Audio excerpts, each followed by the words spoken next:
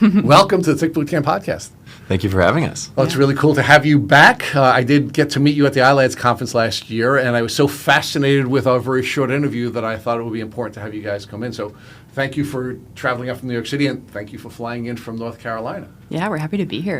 It's cool to be out in Long Island where we've got a lot of Lyme out here. So yeah, hospitality is second to none. So I think hospitality and ticks. You got it all. We have it all. So why don't you first introduce folks to your company, and then we'd like to learn more about the story. What happened with your mom, what happened with the two of you, and how that ultimately led to the company. But we start with the company first. Yeah, so our name is LymeLess Health. We're a precision care navigation platform really built for patients at the center of it all. And the ideal goal of the platform is really to help patients figure out what's going on with them, what treatments are working best, organize the complex care plan, and treatment records that are typically housed in binders that are 6 inches thick, and really take all the burden that really becomes a second-time job off of their shoulders and into our AI companions knowledge base for them to really help them get to the right answers faster, whether that's the right treatments, the right tests, or even the right doctors based on patients similar to them. So, yeah, and it was really based on, and we'll get into this, but our experience as patients too. You know, this was born out of us going through this and thinking there has to be a better way because, you know, there's so much great technology out there now. And if any patients deserve to have the best technology to help them through this, it's Lyme patients. So. All right, so we're going to build that out, and we're going to get past all the Carter speak soon, and we're going to exactly all the details. But why don't you first share with us your story? Tell us a little bit about your mom and how she was first sick, and then how that ultimately migrated to the two of you, and how you discovered your Lyme diagnosis. Yeah. I mean, Lyme for us, family affair, as you just alluded to. It started with our mom about, 10, 11 years ago in 2015. At the time, we had just moved and relocated from our hometown in Rapid City, South Dakota. And so it was a massive shift for us as kids. Peyton actually was on her way to college out of state, which is a huge deal because no one left South Dakota, and she was always the smartest kid in school, which you'll learn more about here soon. But for us, yeah. So you have a run, Carter? Yeah, exactly. I really am the run. A big run, you know, kind of counter to what you'd expect. Like the 605 run. Yeah, the 605 run. An oxymoron, really. Yeah, and at the point, you know, our biggest concern was just kind of assimilating to that new environment. Like coming in as a junior in high school when you're supposed to kind of be at the peak of your powers as a high school kid, now having to figure out where do I sit at lunch, you know, and leaving the basketball team you played on for many, many years to now have to figure out a whole new culture for me individually. It wasn't until I really realized my mom's drastic disappearance from our life that I was like, okay, something's wrong, like she's sick. And my parents, as great as they are, they didn't show us any pain or struggle. You know, every great parent shields their children from that because that's kind of the stuff you hopefully can not have to experience until you're an actual adult in your 20s, et cetera. And for us, there were little sprinkles of that, right? She used to be she is still one of the best cooks ever. So our dinners went from, you know, fantastic, you know, something that could feed and really fuel my 3 brothers and I and sister into 6-foot-plus siblings, but also that could really bring us together at the end of a stressful day. And when that wasn't there, when we were young and in 2015, I started asking questions, you know, where's mom, dad, you know, what's going on? And he would then tell us bit by bit that she's sick. She's been seeing a lot of doctors. She's been going to Mayo Clinic. And we don't really know what's going on, to be honest, and neither do they. And to me, I was shocked because growing up, you think, okay, doctors know everything. Like they're the experts, they're going to figure it out. And for her, it led to a bunch of different misdiagnoses and also the proclamation that was all in her head. And again, me being young and naive, I figured, well, they must be right. So I believed them. And then it actually took me having my own experience to really understand, like, she's been right all along. And so during that process, she was in discovery for roughly 1 to 2 years, and ultimately was able to stumble across a Lyme Limited provider at my high school graduation luncheon. And it really took that luck to answer the questions that she ultimately was seeking for years. And for that, we thought we were all set, right? She was now going to get connected to a really good Lyme Limited provider. We were very fortunate that she could even afford it out of pocket.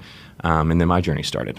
And I'm entering my senior year of high school, about to go play college basketball, and all of a sudden gotten into a major car crash, lost my grandpa, just had a lot of stress unfold in my life.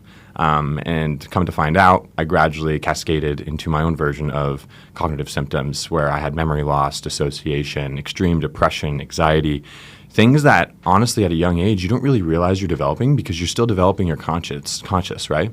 And so it took people outside of me to recognize this is not who Carter is, you know. We need to get him looked at. And it was my mom at the end of the day who was my advocate, who was the number one companion that was kind of guiding us through this journey. And she identified in me, she's like, this looks very similar to the warning signs my doctor identified to me. Let's bring you in. And that's kind of where my diagnosis came to be. And fortunately, it was within that year of showing symptoms where I was able to get, you know, into a good doctor, start on combination antibiotic therapy with herbal support and stuff of that nature to really get back to remission within 1.5 to 2 years. So because of my mom, though, right, we just want to emphasize, like, having that Lyme literate individual in your life at that point in time when you need it most is so important to a positive outcome. So Payton, where did your journey start? Yeah, so Your personal journey, I should say. my Obviously, personal started with your journey, mom, yes. right?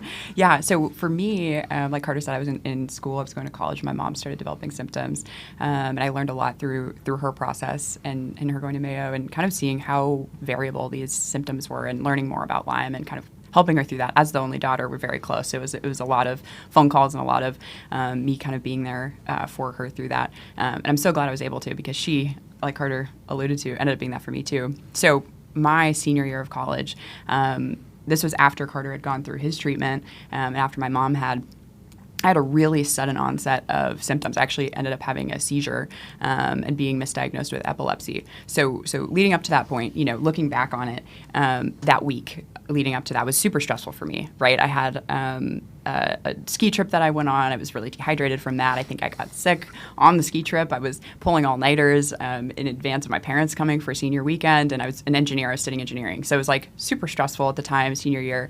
And I had all of these sort of factors playing in. And my parents, thank goodness, were there that weekend. I was staying with them because they were visiting. And I got up in the middle of the night because I felt like I was going to be sick, and I woke up on the ground and woke up to my mom on the phone with EMTs saying, you know, she just had a seizure. And it was terrifying. I mean, it was really scary at that point because my brain was going through all of these, you know, what does that mean? What just happened? Why am I on the ground?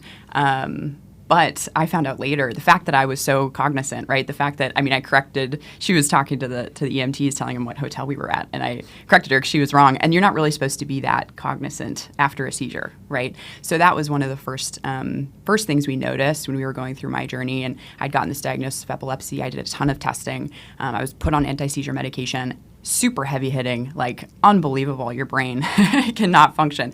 And I was used to being my brain worked really well, you know. She's a genius. I was an engineer.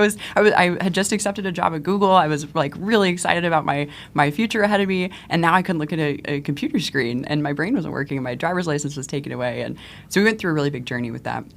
So let's focus a little bit on your mother's diagnosis first, right? Mm-hmm. So one of the things we often do here at Tech Boot Camp is we quote Phyllis Bedford. And one of the things that Phyllis shared with us is more people get diagnosed in the supermarket than they do in a doctor's office. Mm-hmm. And your mom had that experience, you had that experience, you had that experience, right? Where each one of you was diagnosed by another person who had Lyme disease, not by a medical professional. So talk a little bit about your mom's diagnosis first and how that was fortuitous, not in a doctor's office, and how that ultimately allowed all of you to be diagnosed. Mm-hmm. Yeah, so we were in a really interesting situation. Like Carter said, we had just moved from South Dakota to Arizona, and we had access to this care at Mayo. And that was a huge deal for us because the hospital systems in South Dakota were not Mayo Clinic. So we got there. She was dealing with these health issues. And when she decided to go to Mayo, we thought, problem solved.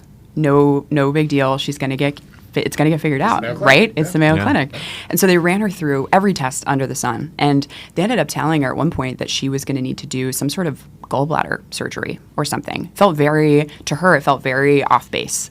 And I think that was a really important moment in her journey because all of these doctors were saying, you know, tests are fine, tests are fine, tests are fine. This is the thing we think you need to do. And she knew deep down that, you know, this doesn't make sense. This is not what's wrong with me. And I'm not going to go do a permanent surgery for something that really doesn't line up with kind of what you're telling me and what I'm feeling.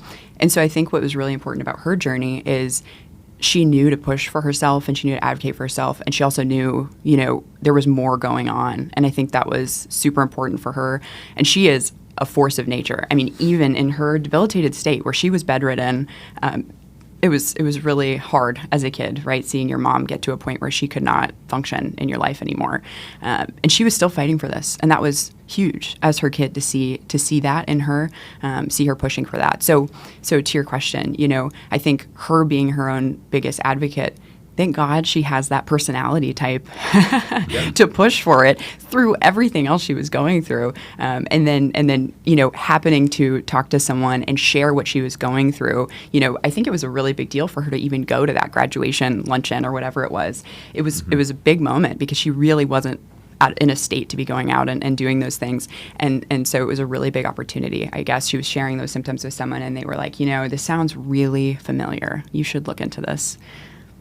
Yeah, and I think my response to that would be, you know, correct. The biggest thing. I think, too, the contrarian nature of someone like that, right? Like believing in her fundamental truth in the face of a lot of medical expert, not controversy, but like conflicting opinions, right? Mm-hmm. And I think it takes a very special type of personality to have to fight through that, but also a certain type of desperation to be willing to not really care what people think of you. You're so focused on getting to the answer, right? Mm-hmm. And for her, she's always been that role model to us in that way, and that strength, and really motivated us to do what we're doing today, even just because a lot of people aren't lucky to bump into people and get their diagnosis at the supermarket. They're also not lucky enough to afford to actually action it, you know?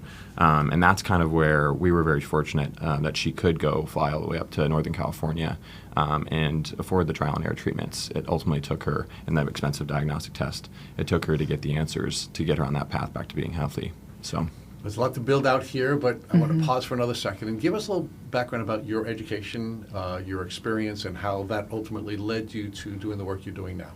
Yeah, so I went to school at University of San Diego. My background was in finance and then data analytics. Honestly, at the time, obviously, my whole college journey was pretty much riddled with Lyme and tick-borne disease, being diagnosed my freshman year, and then kind of just not really going through the typical freshman loop that you go through as a student, right? Like I wasn't nearly as social. I definitely wasn't going to all the events and gatherings. So I was very much like either, you know, transparently in the church, like praying, and then also trying to reread my philosophy assignment like 3 or 4 times because my brain was just not picking up the information, right? So that journey to me, it really helped clarify. It was like, number one, what really matters? Like, what am I here for? You know, and while my first semester when I was getting treated actively is my worst GPA, I realized that it's not necessarily the number itself, but like what went into it that means the most. And that semester really helped shape how I was going to ultimately influence what I want to do next for my career, right? And I knew from that moment, we grew up in a family of entrepreneurs and kind of problem solvers, right? And everyone asks, like, how do you find a good idea, right, to build something around? And I'm like, well, to be honest, it was clear. It's what problems have you faced? And what solutions did you find through that friction, that journey? Now try to build that for other people so they can have the same thing and experience the same solution and the same end result. You know, so for me, that led to me wanting to look for a job that would match my interests, but also make me learn a lot. And so I ended up moving on from graduating from USD and then moving to New York City and working in TMT investment banking, which I won't bore everyone with those details, but you learn a lot through that because you work really, really long weeks. You work on a very high pressure projects with really intelligent and brilliant people. And you can't make mistakes. But again, it was like a realignment of my value system because working on Wall Street, there's a lot of different motivations, right? And it was clear to me because of my early illness that life is not about making a lot of money. To me, it was about helping people and really making an impact.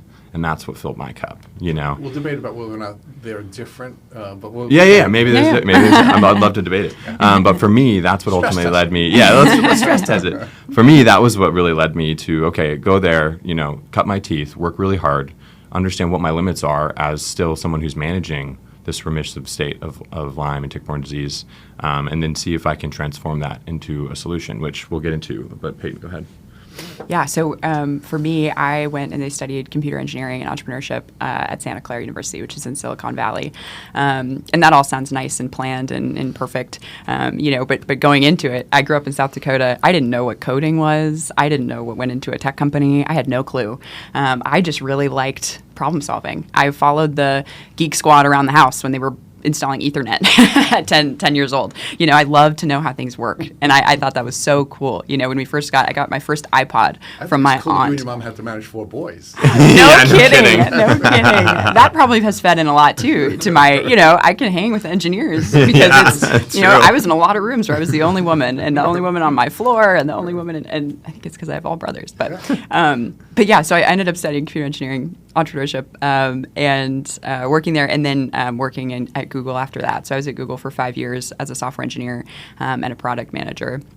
And I was working on different projects there. I started out working on an operating system, which is not super exciting, but really deeply technical, really interesting stuff that I really enjoyed. And then moving into sort of ads and working in ads in New York City. And that was a really interesting space too. There's a lot of regulation around that. There's a lot of privacy and security. And actually, ads and healthcare have a lot in common. So the translation between the two, just from like a technical perspective and professional perspective, has been really interesting to see and actually helped a lot in this journey. I thought the only real skill set I was bringing from that experience was my engineering skills, but the exposure to the privacy and security piece has been really great while we've built this platform out. So, all right. So now, yeah.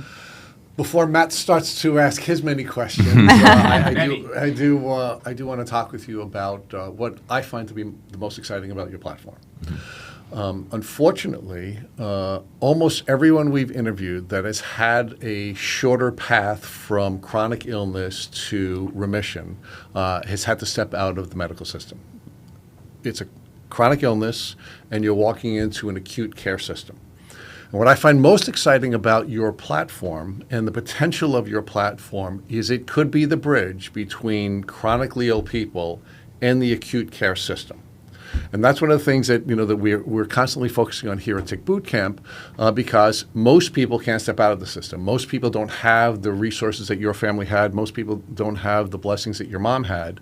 They have to get better within the acute care system, and we're constantly looking for the bridges that will allow us to get from the acute care system to the chronically ill patient and bring them what they need. And one of the things that I was moved by when I first started talking with Matt about his experience, and has been repeated during the course of many interviews we've done, over 1,000 at this point, is that every patient seems to have the binder, where there are, in some cases, hundreds or thousands or tens of thousands of pages. And the experience that I know Matt is going to share with you a little bit more when he starts asking his questions is that his doctor literally threw his binder in the garbage. It went into the trash. And as offensive as that is to those of you who are patients in this community, I could understand that, because if we are working with an acute care system where a doctor has 15 minutes to diagnose you and ultimately begin a treatment plan, they're not going to be able to read hundreds, thousands of pages, and there has to be some bridge between the patient experience and all of the data they're collecting and the doctor who's ultimately going to have to treat them in the acute care system. So tell me how your tool is the bridge that I'm hoping you will develop or someone will develop so that the acute care system can work for patients in a way that it's not now. Yeah, I mean, I think the big unlock here, right, and this is kind of what I was alluding to when we decided to quit our jobs two and a half years ago now, is because really before artificial intelligence, there really, that's accessible at the consumer level, there wasn't a technology that existed that could kind of do this in a way, like make sense of all this data in a very structured way, but also curate it to different audiences, right? As a patient, you're going to be asking an AI a different question than a doctor might be, and also looking for a different answer, different details, different signals, right, to inform your decision on whether it's a patient looking for a next step, the right test to buy, the right doctor to go to, or a provider looking at the right next treatment to go to or inform their diagnosis, right? And so when you're able to really build something that follows a patient along their entire journey, I think the problem with the current health system is it only reimburses care delivery, and care delivery typically only captures a certain segment of a journey, right? And we don't really have a lot of platforms out there that are easy enough to use, dynamic enough to collect the information that's necessary to really build a longitudinal record across that entire journey that can then be synthesized into an acute care setting and be used in a fast enough way that it actually makes sense within insurance guidelines, right? And Payton can add more because she's really the one brain behind building it and engineering it. But at a high level, that's kind of the real unlock we see. And then if you're able to pool that information at scale and anonymize it, you're really able to democratize access to the journeys that are often hidden behind these multi-year, $100,000 functional medicine journeys, right? And put it in the patient in patient hands the moment they need it, and when they're asking that question or searching for that answer.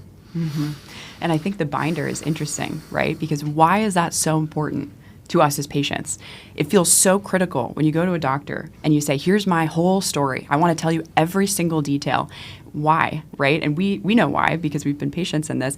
It's because every single twist and turn in that journey has led to something. It's either progress or regression, right? And you know that because you've been through it as a patient, you know? And so I think something interesting about this, to your point, is you have to go outside of acute care right now because those doctors have the ability to take more time to learn from your experience, to understand what it is does this person need to get better, because this isn't a solved problem, right? It's very complex. It might be arguably the most complex disease state in the world, right? And so you have to have the ability to take in all this information, but the acute state can't. And where do you find that bridge? And to us, you find that bridge by synthesizing all this information, not just on the individual patient basis, which is what we're focused on now because we want patients to be able to benefit from that immediately, right? We want to make sure that they have their binder in one place where AI Ella can help you communicate it, right? What's the most important thing? How do we answer questions today? But then in the long term, how do you answer questions in that acute care situation in the long term? It's bringing all of this together so that we have a toolkit to bring to these sort of more traditional medicine settings. So you can have this sort of input of a patient situation and an output of, will patients like them see progress with this thing, right? And so that's kind of what we're building towards, is how do you build that tool, because that's how we start to merge into, existing research and clinical trials and all of that. Payton, I want to go a little bit deeper. So let's talk about high level again. It's LymeLess is the app, and Ella is the AI companion, right? The companion you can chat with, very much like ChatGPT. So it's that experience, the human experience to have a conversation. Let's talk about how Ella would have been beneficial in my experience to help people understand why it can help them now in their Lyme experience. To Rich's point, I had a huge binder of 2 years worth of medical information from various hospitals, doctors, and specialists. I couldn't understand it, and it was paper. My mother spent days and probably hundreds of hours going through that to come to a conclusion I had Lyme disease. But an AI engine could do that quicker. So if I had my files, I had my blood work, I had my MRIs, I had my CAT scans, I had all my specialty reports, how would I get that into your tool? Am I taking photos? Talk about the ease of use of your platform and how it can fast track a diagnosis for people. Yes. So that part of the process is tricky. It's tedious. We've built ways, yes, you can import photos, you can import files. We're actively working on making this a more seamless experience, plugging into existing EHR systems, centralizing all of that with you. Because right now, technology lives with the doctor, right? You have to log in for this hospital, you have to log in for that doctor, you have EHR over here, and it's all separated, it's all disparate. So what we're trying to do is centralize all this with the patient. And to your point, right now, it is pictures if you have physical documents, it's uploading if you have it digital. So it takes a little bit of setup time there, and we're actively working on ways to bulk upload is kind of the language. Bulk upload all that information so Ella has the context. So when you say bulk upload, are you referring to more of an automated transfer between these electronic health record systems and your platform? So it's not a manual, take a photo, take the disk, upload it to your system. And as you noted, there's a lot of privacy concerns there as well. People may have heard of the word HIPAA, right? The health insurance, help me out, what does it stand Portability for? and Accountability Act. Thank you. And that's why, you're the lawyer, right? that's why you're brilliant, right? So, You're the one who always helps out the board. But that's a really important concept, and I think it's something it's really important for patient security and privacy, but it holds us back with data and analysis at a larger scale. So it's great to have a brilliant mind like yours working on this as a software developer who worked for Google, who's worked in the ad space, understands these regulations and these laws, because nobody better than you to help get to that point where you're working towards now. But even putting that aside, I do believe you're going to get there in a future state. In the short term, it's still easy. You take a binder, you take a photo, turn the page, take a photo, turn the page. maybe in a few hours you have everything uploaded. And then after that, you have this AI engine help you to determine patterns and recognition that are far beyond the comprehension of a human mind as a patient or a loved one, never mind a doctor, right? So as you and Rich were speaking, I kept thinking about what are these connections that your algorithm is making to, or Ella is making, to determine what's going on. We've experienced a lot of things that we've deduced in our human brains with our patients. So for example, you have bad inflammation. Well, you know what? You probably shouldn't get stem cells because you're going to have potentially psychosis and neuropsychological issues amplified. Okay, you're having a really hard time taking treatment. You can take 1 drop of a tincture. Well, what does that mean? You're probably very inflamed and have MCAS and have to work on the histamine reaction and potentially even the neuropsychological pathways, right? That's where we talked about the reorigin, and Ben Aarons comes into play. If you can get your nervous system regulated, you can better handle treatments and not have a crazy flare. What data feeds your engine? Like our observations, but we're limited in our brains. What data feeds that to make those connections and correlations to guide your patients? Good question. So there's 2 types of data here, right? There's research, there's, kind of curated information, there's things written by experts, right? And then there's the patient data, right? And the problem is, the patient side of things, where Carter mentioned, we don't have an ability right now to track all of that detail in between appointments, day to day, all these things that are really valuable and useful, but a doctor is not going to want to walk through line by line how you were doing every minute of every day, right? All of that is valuable, though. So what we're building right now is, we're focused on the patient. We're focused on how do we bring in all that information from a patient, tracking every single day, all the labs, all the documents, things like that, and then also supplementing it with the latest in the research, in the published knowledge that the community has, that the health systems have, and bringing that together in this AI engine that can kind of combine the two. So AI has a really great, it's an unbelievable technology for this pattern recognition, right? But also synthesizing massive amounts of information and drawing out, pathways or options or information that you might not have been able to surface without some human having a light bulb moment, right? Yeah. They happen to have the, synapses fired to come up with this, maybe you should look at this thing, right? AI is built to do that. It's very, very good at that. And so what we're really focused on right now is capturing those 2 types of data, trying to bring in as much as we can to then make this a really powerful tool. Yeah, and for me, it's really important because we've had so many patients, just recently, just this week, somebody tell us, hey, I did the 1 doxy post-tick bite to be the prophylactic, and it was a disaster. And we know, and so we're going to get to, in a little bit, we're going to talk about the Mayo Clinic and some of the testing studies, but I want to focus on the tech still. So we know that 1 dose of doxycycline isn't really a good idea, but there is a singular study that says it is effective. So how does your algorithm, how does your AI, how does Ella determine, well, I have a published research study saying one thing with a limited scope and a limited audience of participants, how does it then weigh that in a less capacity so it knows, don't recommend bad advice to people in an automated way? How does that work? Yeah. So this is kind of getting into this question of, is Ella a doctor? No.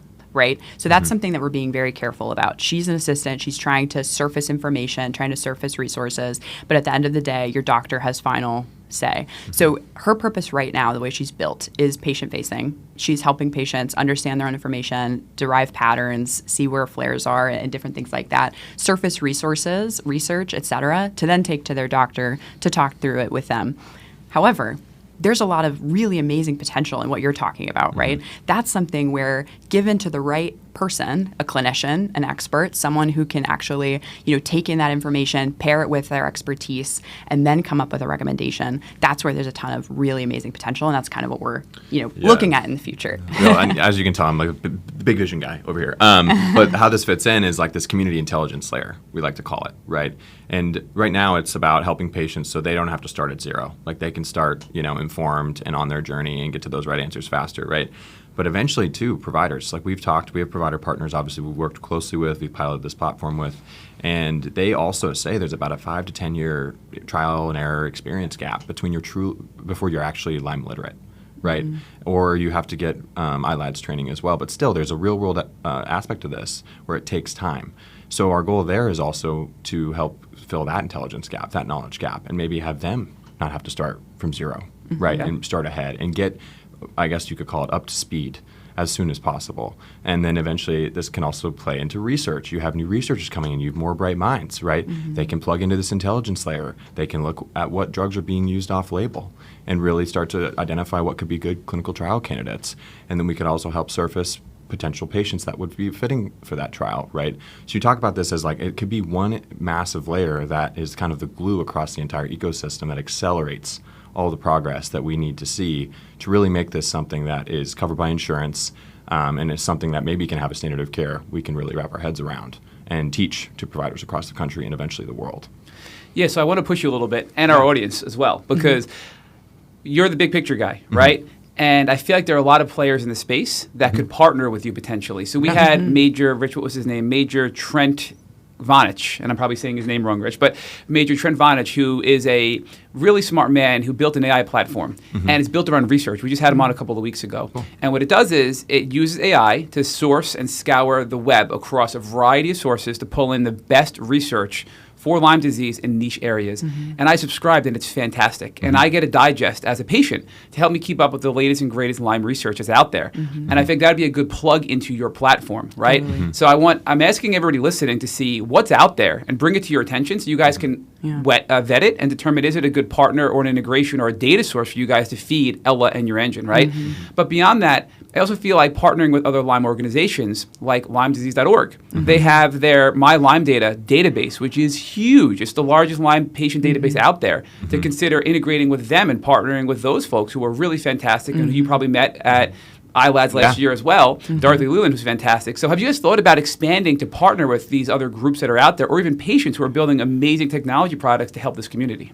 Absolutely. Yes. That's like number one for us, is really wanting to plug in. Like why repeat, work that's already been done too, right? We already are so resource constrained as a community that we need all hands on deck for this to be a community-led solution. So for us right now, we've been so focused and locked in on really identifying the problem and curating our solution to that problem before we actually scale it much larger, and Payton can go into like the intentionality behind that, the security behind that, the safety, et cetera. But for me, as you could call me the partnerships guy too, just give me a bunch of these labels. That is one of my main goals, is really identifying who we can work with and how we can support the work they're doing as well, because they've been doing it really well. And we can be that amplification layer to really reach our collective goals together faster. Well, and to your point too, when we first started this, we were looking at it and thinking, okay, what's missing? There's so much effort going into this. So many people care so much, and lots of nonprofits and education and research and the Clinical Trials Network and all of this. How can we amplify that, like Carter said? And so the first thing we did was make sure that the resources that are being vetted, like through Project Lyme, for example, they do a ton of great work making sure that the resources they're putting out are vetted by clinicians and experts. So we made sure that those were some of the sources that Ella was trained on, right? How do we amplify these things? Don't reinvent the wheel. And then to your point, take things that have set a really good foundation, like the My Lyme Data Project. That's an amazing snapshot. That's an amazing, here's proof that there's patients experiencing this. Now, how do we take that and turn it into this kind of longitudinal data path that we're looking at and make it research grade, ready for publication and sort of trusted by, all the other sides of the medical community that maybe need different types of proof to be looking at this space and the solutions. So one of the things that Matt and I, early on in our journey, found to be odd was there were these folks called health coaches. As East Coasters, there were no health coaches, and as folks started to reach out to us, and they were sharing with us that they were doing the work in this space, health coaches in the space. Initially, you thought, why would you have a health coach, and what's the need for a health coach? And then as we started to mature in our understanding of this community, we came to understand that they're very valuable. That a whole group of professionals have developed to stand in the space between a patient who's having migrating symptoms and all kinds of challenges, spiritual, we're going to talk about that in a minute, emotional and physical, and not having regular contact with a doctor, because the healthcare system limits your contact with the doctor, not only the time that you're going to spend with the doctor in a particular appointment, but then, of course, there's going to be a long space of time between when you get to see a doctor one day and then the next time you get to see a doctor. And what I was thinking when I was doing the research on your platform, and of course I did interview the two of you briefly at iLads, was this seemed like a health coach on steroids, where you had somebody that you can communicate with even more often than you could with a person who was serving as a health coach, but have all of that data that would help you to learn more about what is going on and help you to make that, again, bridge was the term I had used earlier, between appointments. So help me with that piece of it and how Ella may be this health coach on steroids. Absolutely. And I think that's a core partnership initiative of ours as well. Like, we've spoken with a number of different providers and health systems that are looking at using health coaches to service the needs of a complex chronic illness population, right? And I've even spoken to health coaches themselves. A lot of them are really tied or very strapped thin with time, right? Because it's also, we talked about patients, this being a second time full-time job, right? It's also now being offloaded to the health coaches, and now they're managing a bunch of people's full-time jobs. And sometimes when you have too much on your plate, the quality of your offering can lessen, right? So we've seen it as, yes, for patients who can't afford a human health coach, this is a great alternative that can be more affordable and also service similar needs. But also it can help amplify existing health coach work and ideally make them work smarter, faster, service the needs of their clients better or their patients better. So that's the way we view the relationship with them. And also, we think that's going to be a key enabler for how this population is probably eventually going to get covered by insurance, right? That's kind of the way we view it. And that model we would love to plug into to help unlock it. So that way people across the country, not just at top medical centers, academic medical centers and tier 1 cities, can get access to the care they need and have it paid for. Yeah, and health coaches, like Carter said, we've spoken to quite a few, and they serve a really specific, amazing purpose for patients, right? Mm-hmm. It's not just tactical necessarily. It's not just make sure you take your meds or, how are you feeling? It's, what's the hardest thing you're dealing with right now? And can I help you brainstorm on ways to make that easier? And whether it's lifestyle changes, right? Or ways of organizing their day or building a support system or things like that. It's sort of plugging in between appointments, like Carter said. And so, we've talked to clinicians too who have said at this point, Lyme has evolved so much, patients have evolved so much, and they're seeing that patients do need more support now than ever between appointments because these infections are changing, evolving. It's getting worse. There's so many co-infections. There's so many variations, and patients are dealing with so much on top of the stress of everyday life. And so you're right. It's a great call out. We've really played with, the idea of framing this as a health coach because it's hard to describe this platform, right? It's really good opportunity in forums like this to be able to really talk about it. But as a one-off, what is this thing? Health coach is something we've played with as language just because it's you can understand that, right? Yeah, I like to compare it to kind of the invention of the car, Was it Henry Ford? He's like, yeah, if I would ask people what they want, they would have just said a faster horse. How do you even come up with the name car, out of automobile and all the things? And we're kind of in that weird in between too when you're building on the edge and trying to create such a new tool of, how do you market it? How do you communicate it in a way where it's easily understandable by a population that already has so much going on, Hopefully we can add that value to that exploration during the course of this podcast. Yeah, there you go.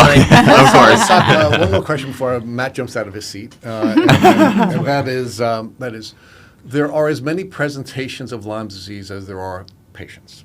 Yes, there are some patterns that we see, and Matt did point out to you that LymeDisease.org has certainly done a great deal of work with the patient community to outline those patterns that are consistent between patients. But there really have no, and we've interviewed over 1,000 in long-form podcasts, there have never been two patients that have been the same. Everyone is unique. And I think because the presentation is unique in every single case, it's invalidating for every one of you because you don't have, when your symptoms are migrating or when you're having a symptom today and you didn't have that symptom yesterday, that you start to question yourself and you start to wonder whether or not it's all in your head. And I think another one of the things that was exciting about your tool when I'd spoken with you in the past and did the research before today's podcast is that this can be a great tool to validate the experience of patients in a way that no other tool could be, because a doctor is not going to be able to validate you because you're going to be a unique presentation. And quite frankly, even a coach is not going to be able to validate you because of the uniqueness of the presentation. So share with us how this tool could uniquely situate a patient so they can have a more healthy emotional journey because they're able to get validation in a way they can't anywhere else. Yeah. You know, it's something Peyton and I were talking about as we were driving over here today, looking at the beautiful trees in the nature, because I'm in a concrete jungle. And it really boiled down to, in our thesis and philosophy around this product and why we wanted to build it, is because of our mother. You know, we talked about her not only being an advocate in her own care, but really an advocate for us. You know, and her ability to synthesize that information, contextualize it, and then approach a doctor in the primary care setting, or, you know, whether it's or functional medicine, and be like, here's their story, here's the key turns in that story, here's the diagnostics, here's how things have trended, and here's why it matters, you know. And then they can then, based off of that and how organized she was, they were like, okay, she obviously isn't just speaking from emotion here, she's speaking from data-backed, evidence-backed claims, right? And that's really motivated how we've built AI Ella, to really be that advocate, to be that supporter, to be, Peyton mentioned the emotional component that health coaches provide, right? Ella, we want to also have that same kind of tonality in how she engages with patients. And also, you know, no one wants to live and survive and exist around their condition all the time. So we've tried to make the experience in the app one where it's more of like in a coaching mindset, right? Of here's how far you've come over time. Here's little motivational quotes, little tidbits along the way. Like, there's a lot of beauty that's going to come from this struggle for you, you know? And people ask me, like, would you, if you could do over again and not get sick from Lyme disease, would you? I say no.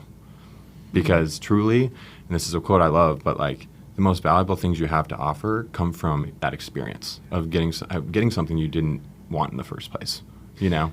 And that's something that we've tried to reflect in the platform and Ella and her ability to be an advocate in these appointments. Carter, although I partially agree with Rich that we can call this a health coach on steroids, I think it's a little insulting, Rich, I'm just going to say. So I feel like I like your analogy better of it's like you going from a fast horse to a car. Like, that's like a transformational revolution that I see this becoming. And I think that's how I look at it. And to kind of build on that even more, it's because this is going to be able to give you that science-backed evidence to bring to your doctor. And this is where I do fully agree with Richard, which is this can bridge the acute and chronic care system. Because in my situation, when my doctor threw my binder into the garbage, if I had Ella, I could have said, print me out a one-page executive summary, or give me some bullets that are science-backed for my mother who can present it, and I can't because I'm cognitively impaired, for her to go bring science-backed research to my doctor to help together partner to have a fast-tracked resolution and treatment plan. And I didn't have that. And I think that's something that's well beyond the scope of a health coach, because that requires an advanced engine and an advanced computer system to do. So what do you guys think about that? I mean, I love it. I'll let you jump into this, but because she's got a lot of ideas, I know. Like, I know her look on her face, you know. I'm like also jumping out of my yeah, exactly. But I love that idea because you mentioned, yes, like the evidence-backed nature of a patient's information, but also doctors base a lot of their clinical decisions on research and stuff like that. So if you're able to surface and pull in research reports and also have that be a part of that export, and then that can be something, basically presenting it to the doctor how they're already used to ingesting this information, right? That's where this can get really powerful. And we talked about the ability for AI to contextualize based on different audiences. A patient trying to do that and say, oh, from XYZ report from this date and this, this peer-reviewed organization. No, here's the information. This is from this clinically tested and validated platform. Then you can make your assessment, right? That, to me, is kind of the differentiator that you're alluding to, and that Peyton will probably elaborate on here. Yeah, well, and to be fair, right, we've met so many patients who become so intelligent on their own illness, right? So many of us had to do a ton of research, and you come into an appointment with a doctor, and truly, I mean, I've talked to patients, and I can't tell if they're a doctor or not, right? Because they're so well versed in this. And the thing is, you know, a lot of patients don't have the capacity to do that. But it sometimes is very important for the process of communicating with a PCP or someone in sort of the traditional medicine, you know, not in this Lyme literate space. And so, to your point, bringing in all of this research, bringing in data, bringing in all of that kind of as an engine is so powerful for these audiences, like Carter said, and for these doctors. Yeah, so Payton, I want to ask you a follow-up question, because many of us, myself included, when we were really sick, have this fear state. We're afraid of everything, and we think everything's going to hurt us.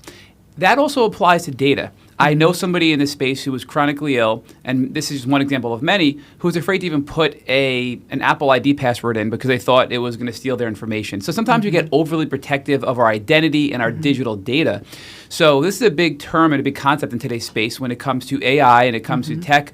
I want my privacy. I don't want my data being stolen. Yes. 23andMe had a data breach, and everybody's, right? All these things happen, and this is very sensitive data. So there's really two parts to this question. The first one is, I working in the government space, we are trying to use AI, but the concern is how do we protect government data? And we have a lot of discussions about this, and there's a term called zero query logging with AI and Copilot where it basically says the data you put into your AI engine will not leave even for indexing search engines outside of the system, and basically keeping your data in a very secure vault for government. Now, have you thought about that for your tool, and what safeguards are you putting in to protect people's data that they're putting in? Because this is really, really sensitive information that could be used against somebody potentially. Yes, and it's such a good question because you've got this tooling, right? AI is so exciting. And when you look at the potential of it, you want to just run to Claude or ChatGPT and give it all this information and say, hey, help me out here because I know you can handle all this better than I can. Give me some insight. But the problem with that is those tools aren't built for a healthcare setting, right? It's not built for, a patient is bringing their data to this, and it's tricky to go and find the settings and go reach out to Anthropic and say, hey, I don't want you reading this, right? And developing, zero data retention policies and agreements with them. So that's why we've taken a very careful approach to building this. And like I mentioned earlier, I've had a lot of experience with this sort of security, privacy, data, users having that ability to control what data is going in and what data is going out. And also transparency is so critical. And that's something where, this space is so new. AI is so young, right? And there's starting to be regulation. There's starting to be things coming out about it. The ad space, very mature, lots of regulation, lots of things about transparency and user control and all of this, right? And it's coming more and more all the time. And so that's something that we've come, and I guess I've approached our platform that way from the very beginning of users need to be able to control their own data. They need to know where it's going. And then when we're building the infrastructure for this platform, we're making sure to have everything be as secure as possible. It's all encrypted at rest and in transit. We have zero data retention policies and agreements with every single vendor that we're using that powers this platform. So it's a really important distinction, and it's something that, we're really proud of and think it's very important for patients. They should get to access this technology, but they should also be able to trust it and have confidence in it because we have so little confidence everywhere else with this journey, right? It's so hard. So, Carter, I want to ask you, because we're talking in concept, I'd love to hear an example of a patient story that used Ella, of course, masking some, the identity. But you share with us some of the feedback and testimonials you've received from this app, because I have to imagine it's been transformational to help people fast track their healing. Like, what's the real value here from I can get better data and heal faster, which is really what we're looking for? Yeah. So it's interesting because we've kind of talked about this, like you said, at a high level, but one of the top reviews was, this is my second brain for when I have Lyme brain.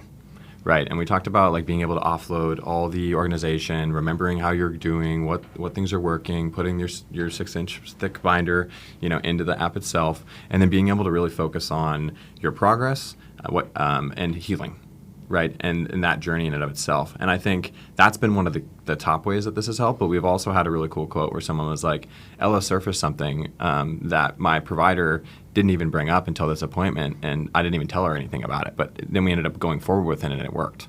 Right. So it's really cool because we talk about Ella's definitely, it's, to be clear, like Payton said, we're not replacing doctors. She's not here to diagnose or prescribe, but she is here to support that conversation. Right, because no doctor or book holds all the answers to this condition. We talked a lot about how every patient journey is different, right? So if we can expedite that education process by doing it from a bottom-up angle, with patients being the true delivery of that education, then that's what we're going to do, if that's how we need to solve this problem. But that was one of the coolest examples. There's a lot of other ones, but I think, to me, that's one of the most powerful ones when you see the potential impact that this platform could have on the entire ecosystem. So I'm going to put my lawyer hat on. Yeah. Payton was encouraging me to do that, so here we are. Yeah. Great. And one of the reasons why I think the acute care system is failing patients is even after going through the process of validating their experience and now bringing those experiences to their doctor, and that's one of the first things that I think is really awesome about your tool and that bridge that we keep talking about. But one of the things that causes acute care physicians to pause or or refuse to treat chronically ill Lyme disease patients is because the legal system discourages it. We will sue you and ultimately put you in a position where a judgment will be entered against you if you ultimately utilize a care plan in the clinical setting if it's not based on generally accepted medical practices. So unfortunately, when you have a doctor who's treating a diverse patient population and then a Lyme patient comes in, it's impossible for that practitioner to have the expertise they need to be comfortable to treat somebody in a clinical setting, right? Because it is the outliers who are going to be the who are going to be the chronically ill patients. And another one of the things that I thought about when thinking about this interview today was that this may be the way of bridging the gap for practitioners, where an empowered patient who's now been validated based on interacting with Ella can now come to their doctor with a summary of the symptoms that they've been facing in between appointments, and then bring the doctor research that will support the request that the patient is making for the care. Because, again, Matt will build this out with you in a little more detail. One of the things that I noticed during Matt's journey was that he had to educate his practitioner. And he found a practitioner, a local practitioner, who was a wonderful man. It actually happened to be one of my clients, who was willing to work with Matt. But, of course, he had to cover his own butt. He had to make sure he wasn't going to get sued. And he had to make sure that he had the research that would support the way he was going to allow this outlier to be treated and how he was going to support this outlier in using his herbal protocols, for example. So can you share with us how this can be another part of that bridge between the patient and the practitioner? Absolutely. And I think we talked about evidence-backed medicine in general and how important that is, especially when you're doing this more personalized precision care approach where you are truly experimenting at the edge. And I think for us, what we've seen, even when we've looked at materials to train Ella on, is there's not a lot out there. There's, compared to other conditions, right, where there's countless trials that have been run, a lot of proof, Lyme and tick-borne disease really doesn't have that. So for us right now, while we're at the nascent stage and we can support based on what's out there, some of those early conversations based on what the presentation is that they're trying to get treated or the diagnosis, et cetera, we also want to be a key part of filling that gap and filling that void. And like we said, expediting the research to be able to run those clinical trials so then there's more information that can be surfaced. And we gradually, through credibility and through validation, remove the controversy that surrounds this condition. Because at the end of the day, data leads the way, and our colleague Kristen Honey, who's doing fantastic work at the federal level for the entire ecosystem, that's always been her mantra as well. And when we met with her a few years ago, we hit it off because of that. And I do want to get to the research piece, but I'd like you to stay with my question. My question is really is improving the relationship between the doctor and the patient. Because what's going to happen is a patient's going to walk in. Matt did this. He's going to walk in and he's going to say, there's a treatment protocol that I want to utilize. It's a treatment protocol that this practitioner is not familiar with.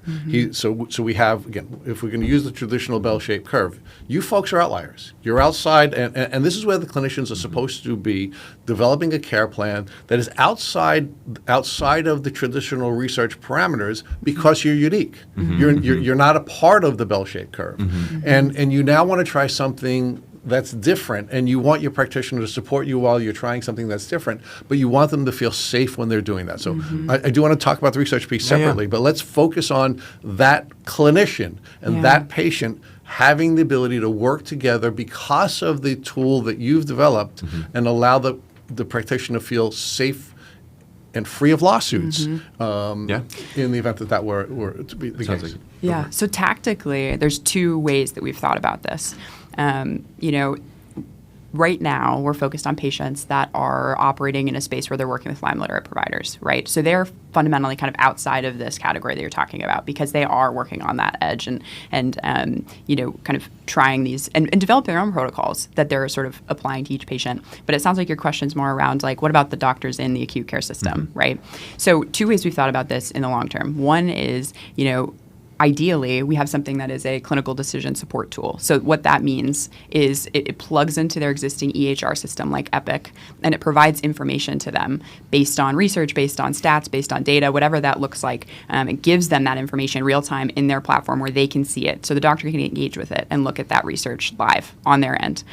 the other way to do this, that if they don't have the ability to see that clinical decision support tool or something in an EHR, is to have a mode in the app, in the patient platform. And this is assuming the doctor is willing to engage with it. But going into there and seeing the research themselves in the platform, being able to see the data, turning on we call clinician mode. Clinician provider only mode, right? Where it's in the format we talked about, the context that they can understand. Exactly. And, Switch Ella. So she's doctor facing now, and have her talk to the doctor in the language they understand, have her surface resources that they care about, and have them be able to challenge her and ask questions about the patient and look into that information, send themselves the research, assuming they have the interest and the time to look into those things. But I think that clinical decision support element is what we would see as an ideal state. Mm-hmm. Yeah, and I think a great example of a real-world example where this would have been beneficial, Dr. Joseph Burascano, who we talked about offline, he was the leading Lyme disease doctor in New York, and he was brought up under a ton of charges by the New York State Department of Health, and he was, because of the support of his patients that had a lot of money, he was able to keep his license with a slap on the wrist.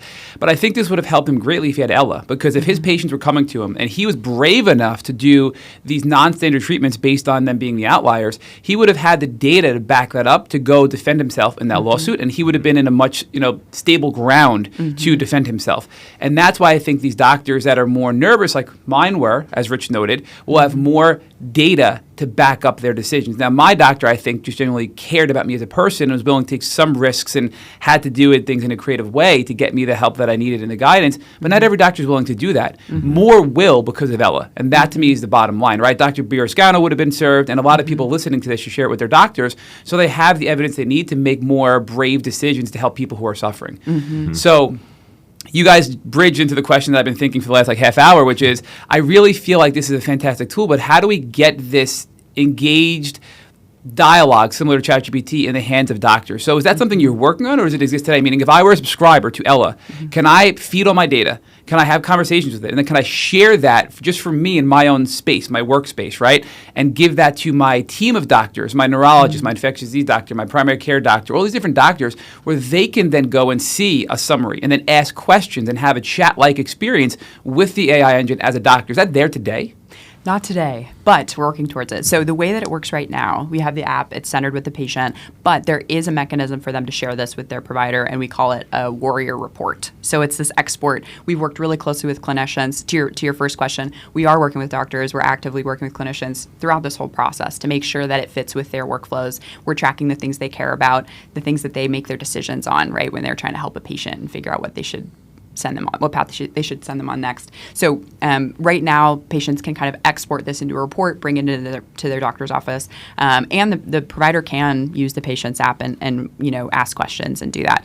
The biggest thing with all of this is the data is centralized with the patient, right? So to your point from earlier about privacy and security, the patient controls this. They control who accesses it. They control where it's going. Right now, that means the report. In the future, we're looking at building these clinical decision support tools, whether it plugs into Epic or it's something where they have their own dashboard. And this is something we're actively working with providers on, iterating on what's going to be the best thing to plug into their existing workflow. But you should be a product manager because you described the thing that we're looking at building. That's great. Yeah, and to add to that, the product itself, that's a great way to distribute the information and kind of create that partnership. But also, you're going to have to partner, right, with the different parts of these organizations, right, and actually facilitate. We talk a lot about bridges. I know, we're from New York. We live in it. Yeah. We love bridges. But another bridge, right, is communication between the different parties, right? We've really focused a lot of our times engaging with large payers in New York State and Lyme endemic states and starting that conversation, working with some of the top Lyme clinical trial network nodes, Columbia, Mount Sinai, talking with their team, because as much and as valuable as it is to be, very Lyme literate and relate with the community that way, you also need to have, like we talked about, a data set and a real world evidence base that's respected by people outside of the space. So we're really focused and lasered in on how do we create an unbiased ELA, an unbiased intelligence layer that all stakeholders will value and provide credibility, or provide credibility, so then we can eventually get into some of these more insurance-covered doctors' offices with our clinical decision support tooling, right? And get over some of those political hurdles that have otherwise inhibited a lot of solutions from being distributed throughout the space. Yeah, but I love what the two of you are doing is you're really starting like at the ground level. And I'm seeing another layer on top of what we just discussed, right? So we're talking about the patient, we're talking about the doctor, but I want to talk about broader research and the bigger community of the world, because unfortunately it won't launch until a few weeks after yours. We had Dr. Horowitz in, and it's going to launch this fall, all about his book that's coming out. Mm-hmm. And in his book, he talks about a research study he did about dapsone and his dapsone protocol, and how it's only a small subset of patients. And he needs to have broader research to substantiate these findings, so more doctors will consider using it and have the cover to use it, as we've been talking about. And we had lunch with him lunch and dinner with him after. And one of the things I said to him was like, I challenge you to find somebody to work with to aggregate data from people around the world, to feed up from doctors that you don't even know, to patients you don't even know, to go into a centralized database to publish research studies in mass with patient studies, and just use big data, use tech to do that. And I think your platform could be that in the future. I think your platform could be a patient opting into using dapsone with their practitioner, the practitioner opting into their findings being published in a study, which then bumps up to maybe Horowitz's level into a broader research area, to then publish that with maybe millions or hundreds of thousands of patients trying it to get real world data that we simply can't have today. So what do you guys think about that? Nailing it. You're nailing it. You are like join the team. Like, you guys are great. No, you're nailing it. Seriously. But I mean, to take it back to the point that Rich made earlier, right? Every patient looks different. And you really struck a chord with me with that, because, just to ground it in personal experience, I was going through my journey, and my mom had gone through it. My brother had gone through it. Theirs looked very different. Mine took twice as long. And halfway through that, I was like, am I ever going to get better? Is anyone like me? Do I even have, I know I'm positive for Lyme and Babesia and Bartonella. Do I have something else going on? Because these things aren't working. And they did for Carter, and they did for my mom. And this is really tough, right? Like, oh my gosh, the devastation and the frustration, right? Going through that journey. And so when you have the ability to bring all of these patients together, right? Yeah. Some of the most encouraging appointments I had with my doctor were when he would say, I'd say, he'd be like, do you have night sweats? And I'm like, yeah, what? Like, that? And just having that validation of, I'm not crazy. These things are normal, but it's normal for very specific scenarios, and they're distributed in very unique ways. So that's why we are doing this the way we are from the very beginning, is we want to bring all of that together to be able to fuel this, right? Because we do need research to then support these doctors outside of this kind of Lyme literate space. And, to that point too, in the clinical trials, there's amazing work being done with the Clinical Trial Network. But two of the big challenges they're having is, one, from kind of the conversations we've had, one is identifying, what protocols to pursue, right? And then two is finding the candidates and finding people to work with on that. And not all of them can be within a driving distance of, a node. And so that's something where we're really working with them and trying to brainstorm on, how do we expand the reach of this? Not only do we, want to be able to surface these treatments like double dapsone, for example, and say, look, patients are really seeing progress with this. Data is showing this. Early data is indicating this. This is something to invest in for a research study. But also then, reaching out to patients, and they're opting in for this part. Again, to the privacy point, they opt in to this. But it would be, hey, you're a really good candidate for this clinical trial. Is this something that you want to take part in? And we help facilitate that. And even to the point of, like you mentioned, they're not necessarily located next to the trial centers. And I know some use incentives, like here's a certain dollar amount to come out, but oftentimes that doesn't really cover the flight. If there's a way to do this where our platform is evidence-backed and data-backed enough, the way we collect the data is evidence-backed enough that they can then actually participate in the trial from where they're at, rural America, with the local Alaska, provider. with a local provider kind of overwatching it as the human in the loop, we like to call, then that could be a huge unlock, right? But again, it's going to take partnering really closely with Columbia and also the regulatory side of this equation to make that a reality. And another piece I want to add to your original question was the global aspect and nature of this disease, right? I think the one problem, and I'm speaking as a patient here, that I've dealt with research is it oftentimes moves a little bit too slow for what you need in that moment. People today are truly acting as the FDA of their own bodies in these Facebook groups. They're desperate. They need answers now, right? And right now there really isn't a way to do that navigation process, do the trial and error in an evidence-backed, safe way. And again, we're not trying to, Ella's not a diagnostic or prescribing entity, but at least giving them more information on what they're about to do, right? And how maybe patients similar to them have reacted to the supplement they're about to use or the test they're about to use, the doctor they're about to go to, right? And help inform and better spend their money. Because at the end of the day, time is the finite resource, but also capital, because a lot of people will lose their jobs due to this disease. And our goal is to make the most of both of those constrained resources and ideally get them back to health quicker. Yeah, and Rich is going to talk more with you guys about the, is it a subscription? What does that look like? And of course, the numbers exist. We have millions of people out there that are suffering from chronic Lyme, and that's the next part. But one thing I want to build on is that we often see people in this community who most of the time are genuinely passionate about helping others. And in some cases, we've seen some people over the last 7 years that are more financially motivated and not purely motivated, but just giving, generally speaking, bad advice. Because it's one brain based on one experience, which is to Rich's original point, we're all different. And like I said, if you're really inflamed, you shouldn't be doing stem cells. But stem cell advocates, everybody should do stem cells. Well, hold on, right? That's a very simple example. But I think it's very dangerous to have that approach. You talk about these Facebook groups, going out there and saying bee venom therapy, stem cells. And I'm not saying these things haven't helped people. I know they have. We've spoken to people who these things have helped, but they won't help everybody. And they can make people worse, which makes us very nervous to take boot camp. So rather than just saying, well, this person who's really cool and really nice told me this is going to work for me and I'm going to try it based on misguided information, Ella can provide the evidence and the broader scope research and the broader scope holistic view to make sure it's a good decision for somebody before they do something that may not actually help them and could actually hurt them, right? So I think that's a really cool piece too. And looking at some of these numbers on your website, I just want to say I think you guys are being generous because you're saying 10,000 plus average annual out of pocket for patients due to poor insurance coverage. We've heard people say it's been, hundreds of thousands of dollars to get there. So, that kind of money is significant.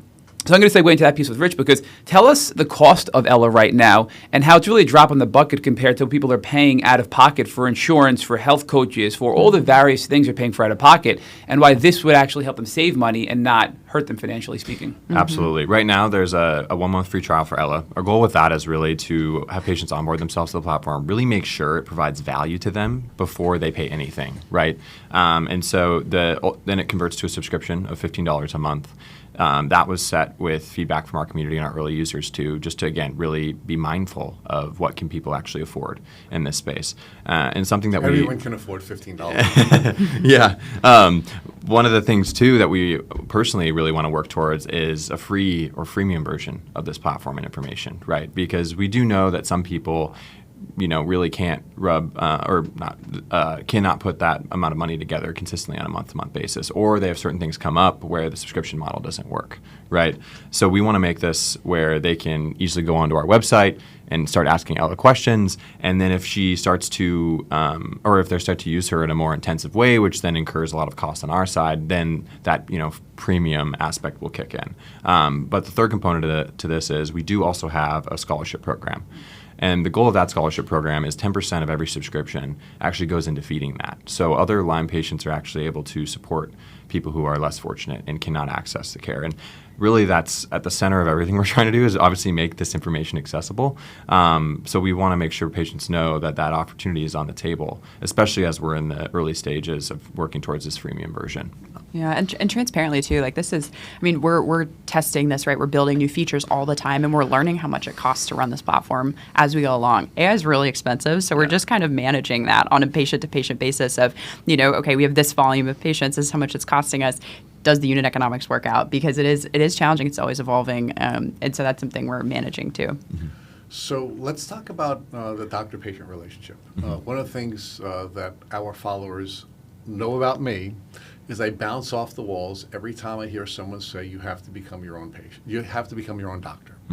You do not have to become your own doctor. You're not competent to be your own doctor. You need to work with a doctor. Absolutely. Another one of the things that I was excited about when I was thinking about your platform is I think it's a great tool to improve the relationship between patients and doctors.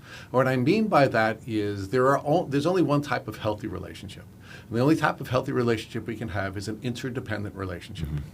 An interdependent relationship, for example, if you and I were going to have an interdependent relationship, is I'm to serve you and you're to serve me, right? That's a healthy interdependent relationship.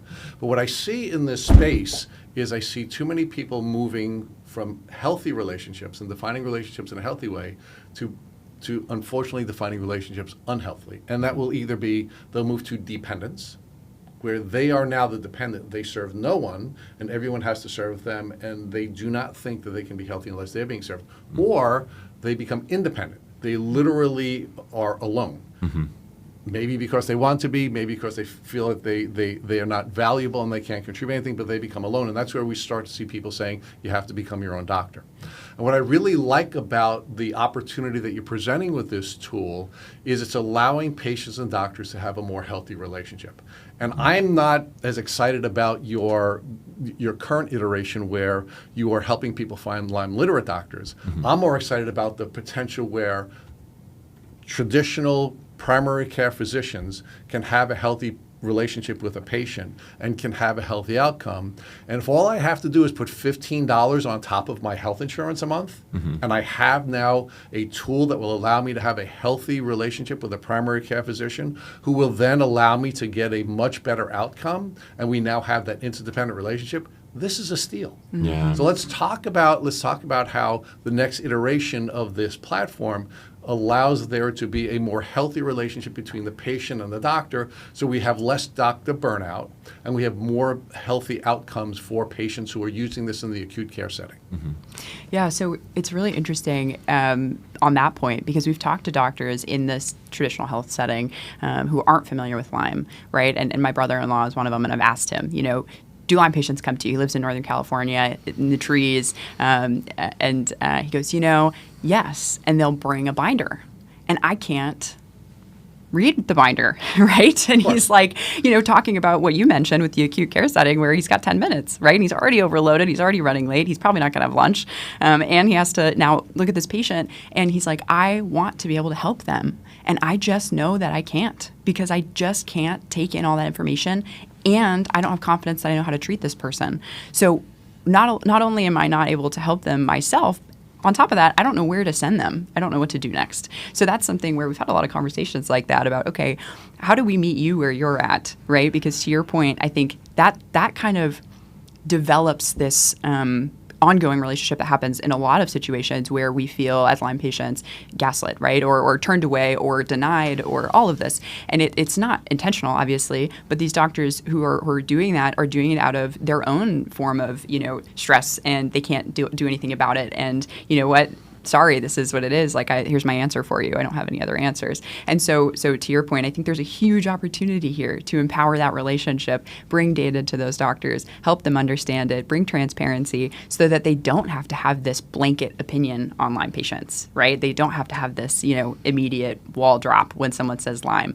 Even to this day, I struggle to tell doctors I go to that I have Lyme or was diagnosed with Lyme. Yeah. So tough, because I don't want to see the look, right? Okay, here we go. Okay, we're going to have to get into this, or, I don't have time for this, or, and not all doctors do that, but I have had that experience. And I don't blame them. I don't blame them in part because they want to know who your lawyer is after that as well. Right? Yeah. Yeah, exactly. So give me your thoughts on that. Yeah. I think for me, we talk a lot about understanding users, understanding problems, understanding challenges, right? And I think when you're kind of a builder, a problem solver, you spend a lot of time around the people you're trying to solve the problem for your particular solution. And for us, since it's more of a platform, initially we had to focus a lot on patients for, we spoke to 200 to 300 patients over the course of 2 years. We also spoke to researchers, we spoke to providers. But it's not just like high level, how are you doing, one conversation. It's mapping their workflow, identifying what does their day actually look like, talking to family members who are going to give you the unfiltered version because you have that personal relationship, and then you can understand what's their emotional state. How are they approaching this? That's how you really build a solution that's actually going to be able to meet the needs of every single stakeholder that's going to be engaging with it. And for us, and how we engaged and built Ella, that has been at the core when we think about this acute care model, right? And we brought on advisors to our team because he was high up at CVS Aetna and worked a lot there. And he understands insurance. He understands how doctors work. He understands also the financial incentives behind everything, right? And unfortunately, like, the U.S. healthcare system has been branded as sick care, instead of actually preventative medicine, right, which would save everyone cost and misery down the line. And for us, typically building a solution in healthcare means your user is not always the one who's paying for the solution. And that's a really hard bridge thing to try to figure out, right? Okay, well, where do you spend the most time then? Do you spend your time on something that makes sure that you can continue on as an entity, or do you spend your time building a solution that actually solves a problem, right? And for us, we're in a unique situation as patients and being in a model currently where it's out of pocket, where we can spend a lot of time on just solving for the patient.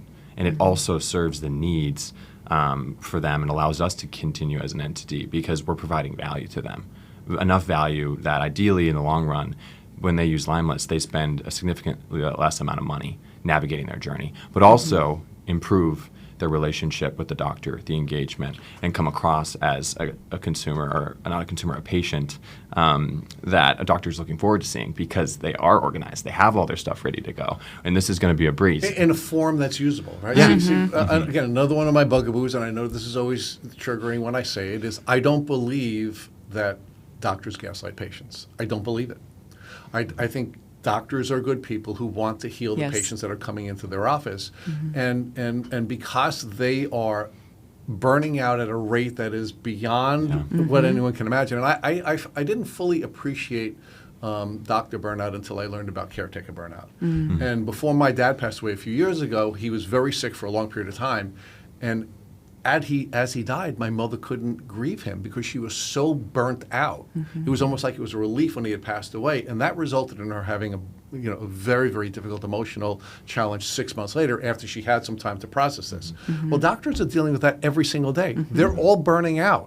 Doctor burnout is real, and it's not that the doctors are trying to intentionally tell you there's nothing wrong with you. They either don't have the training, they don't have the legal support, or they're just burnt out. And we have to be empathetic to that so that we can have a healthy, interdependent relationship. And I think your tool is a really great opportunity to change that dynamic and allow us to have healthy relationships with doctors rather than having these adversarial relationships that we have with our doctors in so many different cases.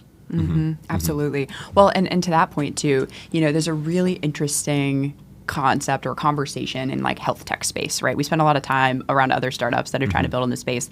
And one of the big topics of conversation is, yeah, you can build something that's great, that seems like a great solution, that has great technology, all of that. But if it's not easy to use or something that plugs in to their existing workflow, especially doctors, people who are doing so much with very limited amount of time, super overwhelmed, they're never going to adopt it. Of course not. Why would they? You really have to make something super intuitive and seamless and works with their. So to Carter's point, that's why we spent so much time trying to talk to these stakeholders every step of the way, starting with the patients, now with the clinicians, working with our provider partners, shadowing them, talking to them, trying to figure out how do you integrate in a way that's going to make their life easier and not just another step in their process. And Carter, I'd like you to focus a little bit more on the caretaker burnout piece, or the physician burnout piece, and the whole gaslighting piece, because one of the reasons why I don't like the argument that we're gaslit as patients on a regular basis is because that triggers you into fight or flight. Right? That puts you in a position where your terrain is less likely to be in a mode that will allow you to heal from this disease, and it will be immunosuppressive. So it's bad for the doctor, and even more importantly, it's bad for the patient emotionally to be in that mindset. And I just feel like your app will be soothing in a way that will allow patients to feel less likely, less gaslit, and then they will be in a healthier space so they can have a more healthy relationship with their practitioner while they're working together. Absolutely. And I think we talk a lot about like the stress both sides are under, right? And if you can alleviate that stress, and what is that stress if you were able to quantify it, right? Well, you don't know what's going on in any individual patient's journey. They might have lost their job. They might have lost a relationship because this condition can cause that. Health, wealth, and relationship. Yeah, health, wealth, and relationship, right? Seriously, the core pillars. And if you're able to create something that is able to genuinely take on that burden, the logistical side of this, the stuff that we talked about that does not contribute to your mental well-being as you're navigating this journey. I mean, you mentioned it. The entire journey will transform. And not only that, you'll also ideally be able to pull from the community that we're building out here and actually feel like you're not alone on this journey. And therefore, the animosity hopefully is alleviated a little bit because now you are informed, you have a whole community behind you, And you also know that when you're going to be presenting this to your doctor, it's something that they're going to respect. So hopefully that's on us to kind of communicate that clearly to patients as they use the platform, that this is a way you can use it. But I think It's on us to help you. yeah, well, and we appreciate you having us on to do that. But it's a very complex, nuanced topic to message, and there's a lot of like second and third order effects that result from solving the core problems that we are with the platform. So next topic I wanted to discuss with you folks, and before the tech geeks take over again, and that is the data piece.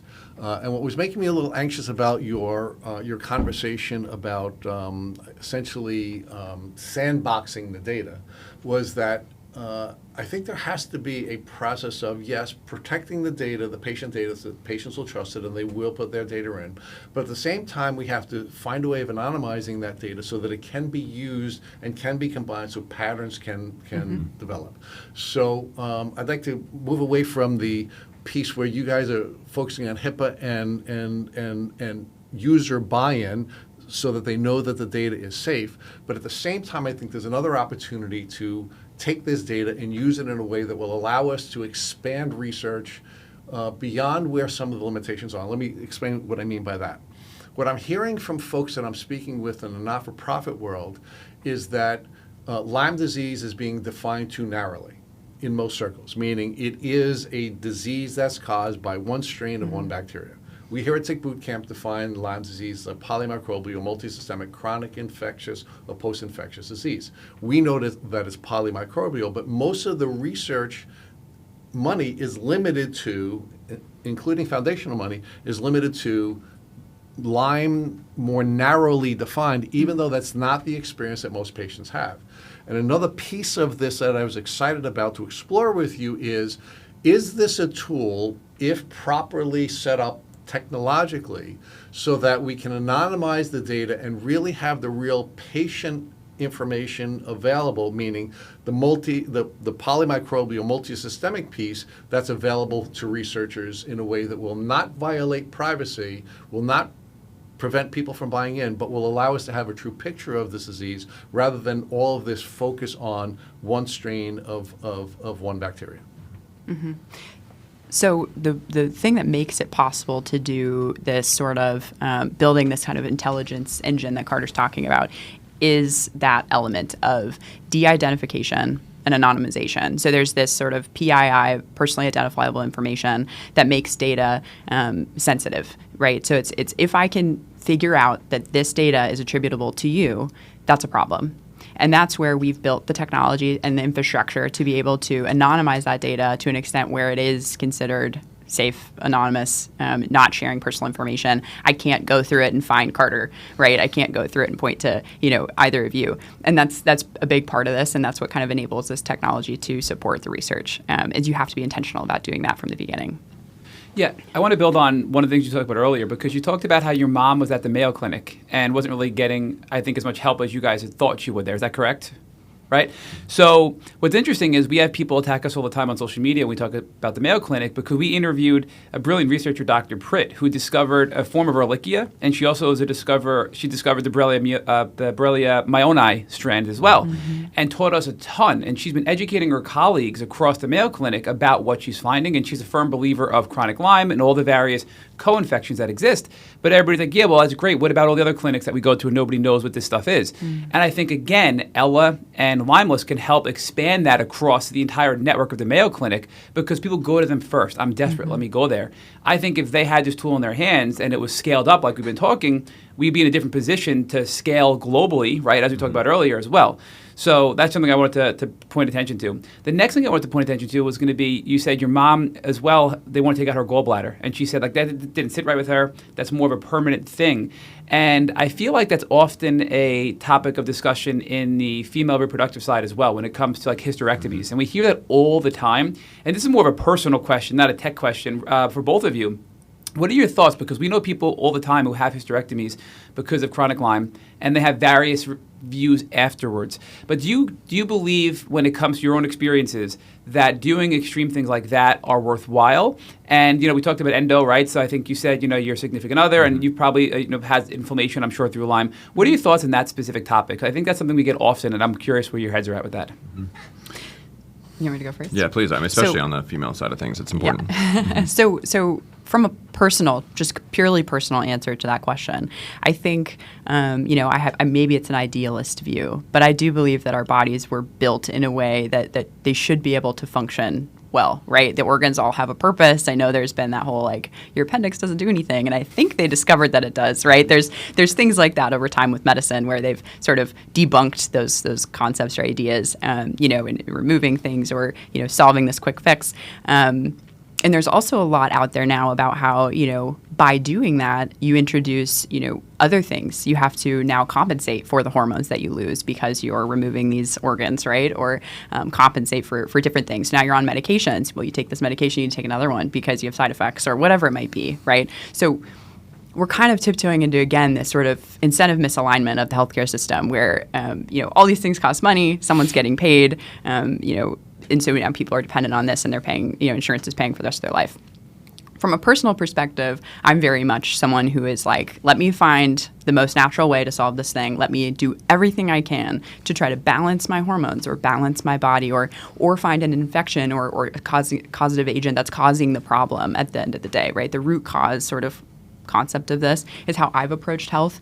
And that's something that I think, from my experience of talking to patients, I think a lot of patients come to that conclusion of, okay, how do I kind of make these decisions for myself? I don't want to go with the very first recommendation I'm given. I want to have all the information to be able to make the best decision that I can on something like that, which is something that we're our goal to empower patients to do with Ella and resources.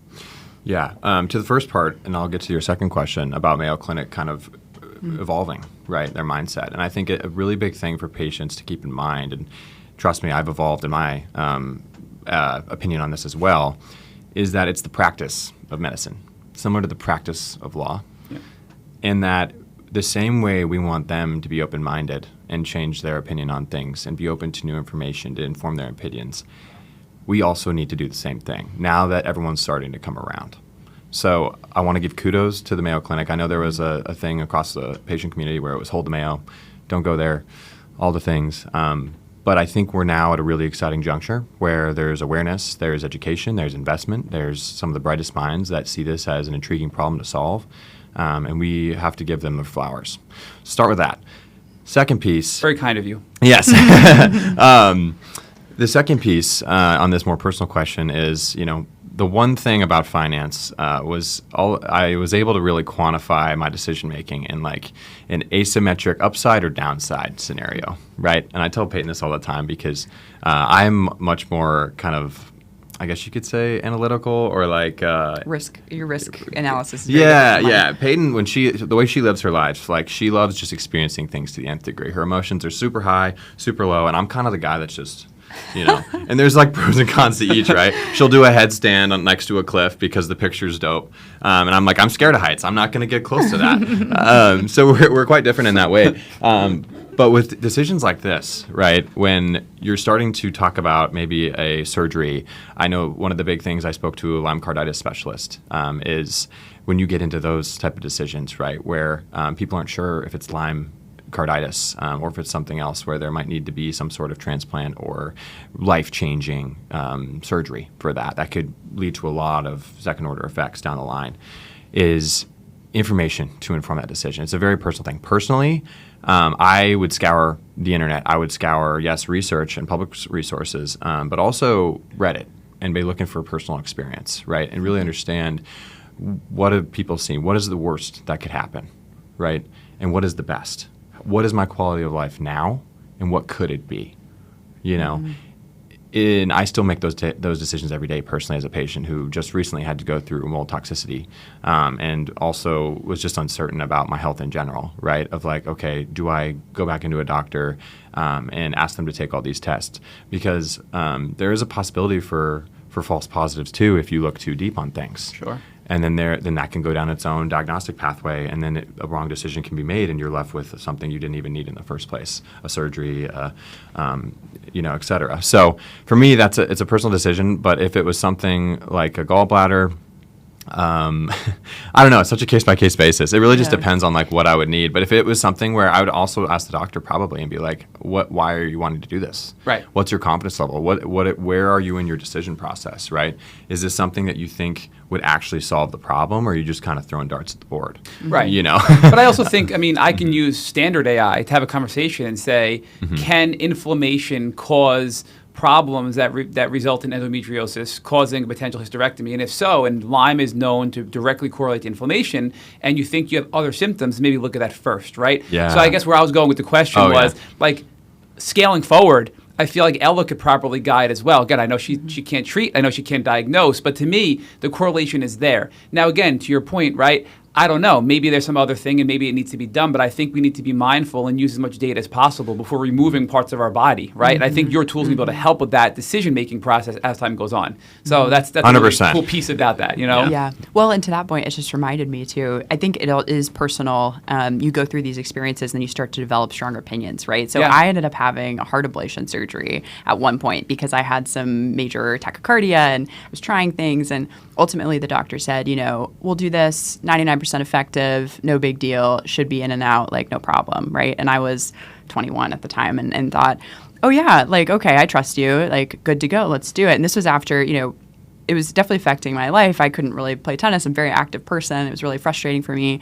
So I thought, okay, your confidence is my confidence. Let's do this. I went into that heart surgery terrified. It was COVID time, so I was going in on my own. And I actually ended up waking up in the middle of it because they had to pump my body with adrenaline because they couldn't get it to reproduce. It was it was horrible. One of my worst, I had major PTSD from that for a long time. And I came out of it and they said, it didn't work.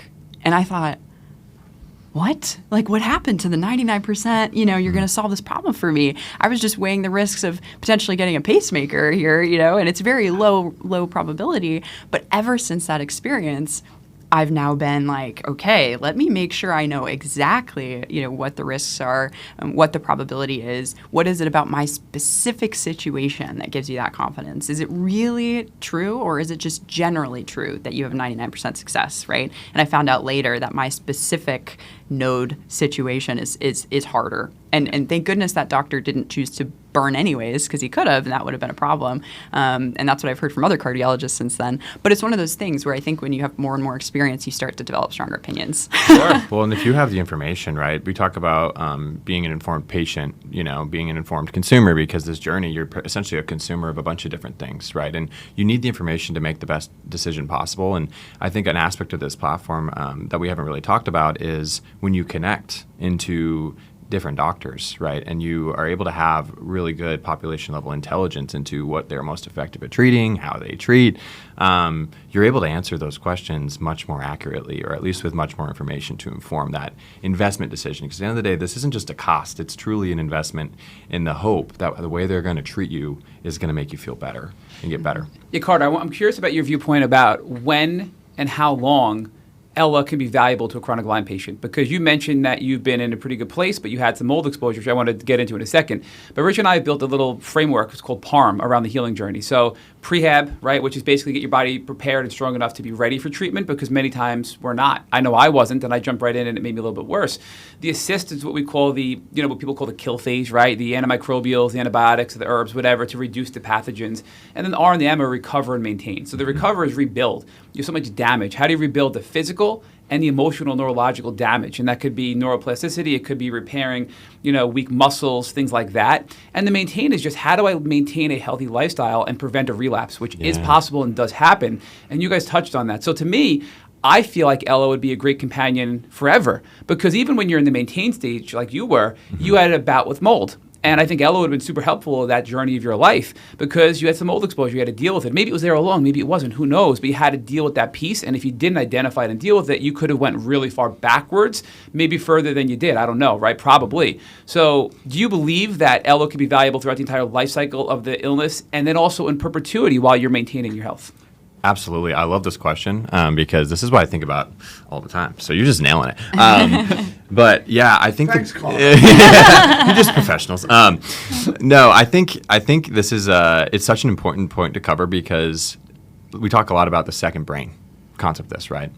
And the beauty is once you kind of go through this journey once and you spend the money, you do the trial and error, typically you kind of know, how you're going to manage your flares, your symptoms, the active versus remissive state, and what kind of can trigger those as well. And sometimes we talk about the coach.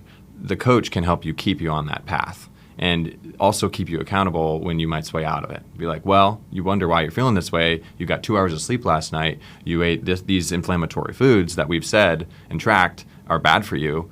Like, now you're going to have to go through a day or two of this flare, so clear your schedule, chill out a little bit, and then you'll get back on your feet, in 3 days or whatever, right? And I think that's a real big potential of this platform because usually today I have to go back to my functional medicine doctor and kind of ask them, okay, what exactly did we take? When I was experiencing this symptom, or I have to go do this test again. And that's another $500 appointment. It's another, $60 to $70 to $80 supplement. When in reality, you could just ask Ella and be like, hey, Ella, I'm experiencing this flare-up again with this set of symptoms. What treatments did I take? And is this something that if it's a supplement, okay, let's buy that and let's try it out and see if it addresses it, right? And it saves you the cost of having to go back to the provider again, which to me is really exciting because not only does it save you a lot of money, but again, it kind of makes you really confident in yourself and your knowledge base and being kind of that informed patient / consumer. Right? And it helps with doctor burnout, right? Because you're not going back to your doctor in crisis again. Yeah. And not only is it helping the relationship side, but you're getting immediate responses. It's a Saturday night. You can't get it until the next Friday. Now you're suffering from Saturday to Friday. You had a trigger. By Friday, you're better. But if you realize that through the help of Ella, you could do that overnight, right, or in real time. So I think it's helping the patient expedite the resolution, and it's also helping the doctor have a better relationship with the patient, to Rich's point as well. So I think these keep coming back into play. There's just so many layers that we're talking about here. Yeah. Well, and real quick, I know we're about to jump to the next thing, but for me with my mold, right, I went to a different functional. Oh, really? Okay, cool. Yeah, I want to go there. Bang. Another bridge. So I went to a different functional medicine doctor out of New York for that mold testing, right? And they were going to put me on some supplements and stuff that I actually did not react very well to when I did it the first time with Lyme, because when you're dealing with these complex conditions and you're kind of treating with symptoms, some of the supplements are a lot of the same, right? So my ability to ask Ella and be like, hey, what have I taken? Have I taken these before? What was my reaction? And her to be able to surface, hey, yes, you have. You get nauseous with ashwagandha. Right. I don't recommend taking that or spending the money. And then they can suggest an alternative, right, in the appointment or after the appointment before you buy it. So just having that as you go across providers, if you move, et cetera, is so valuable. I love that. I want to come back to your mold experience, but for Payton, I have a question because and I think many of us have had sensitivities to certain medications that really weren't sensitivities. We were just too sick to be able to benefit from it, and it flared us, right? So does Ella have logic or programming to know, hey, Matt couldn't handle cryptolepis when he was really sick, but now he can, and it's a really great tool for him. How does it evaluate the progress and the health state of somebody to say, maybe you should consider bringing this to your doctor now that you're a little bit healthier because it's a really good tool, versus, oh my goodness, earlier on that was a disaster for you, but you might be ready now. Is it going to blacklist it forever, in the words of tech, or is it going to be open-minded as time progresses and the body heals? So she's built to adapt to you. So she's kind of taking in those inputs, like you said, where you try something and it's not working. She'll keep track of that. But as a supplement to that, she's got the information on, what is that treatment and what are your diagnoses if you're sharing all those details with her, your lab work, et cetera. And most likely, if you're experiencing that thing, she probably has some resources on that treatment that point to, oh yeah, well, if you're in this situation or if you're in this, in this phase of your treatment, or maybe you have so much, for example, die-off, right, that you're not able to handle more treatment. She can kind of make that educated kind of information on where you're at right now and how that won't be the case later on. But here's why, and give you that information so that you have it to make that kind of decision with your doctor, but also so that you can go forward and say, okay, now it's working for me. Why, right? I love that. I absolutely love it because so many factors that go into it, right? So I'm glad that you've thought about that because of your own experiences and she's prepared for that. So Carter, tell us more about the mold though, because I feel like so many people get sick and they think it's a relapse or they think it's something. I mean, so many of our good friends, Allie just had her mold exposure and she had to revamp her whole house. So how did you know it was mold and what did you do to overcome the mold? That is such a great question on the how did I know. To be honest, I lived in a really old apartment in Soho. Soho, for those of you who don't know, is South Manhattan. Very, very old buildings. I think on average they're like 50 to 80 years old. And I also think, I'm not going to quote stats here, but a majority of buildings in Manhattan have some sort of mold inside of them, right? And I was not privy to that information when I first moved in. I was just excited about moving in with a buddy, right? And kind of the New York experience. And over the next 6 months to a year, I had progressive symptoms returned, right? Of the brain fog, the energy being in the dumps, mental clarity being horrible, word recall being bad, but also my nervous system just being completely out of whack. I'm a big coffee guy. Like, if you ever can't find me, just check a coffee shop. And I'm on all the community walls. I'll need to ask you next time I come into Manhattan where the best coffee is, because every time I go, I get at least a cup of coffee in Manhattan. So. I got a few. We'll get it together. And all of a sudden, I couldn't handle it. I couldn't handle the caffeine. I was way too jittery. It all culminated because I had an anxiety attack kind of by myself after the iLads conference. But what was it, back in fall 2024. So it was weird because I'm like, wait, is this a relapse of Bartonella? Of course, I just saw a bunch of presentations on Bartonella and the danger of it and all the things, so I was pretty in my head about it. And ultimately, I didn't think anything of it. I'm like, okay, I'm just going to push through because that's kind of what I did when I was in my banking experience. And when I was fatigued and tired, I'll just sleep through it, right? And then 3 months later, I started getting eye floaters. And I was like, this is weird, right? A whole new symptom outside of everything I've experienced with Lyme disease.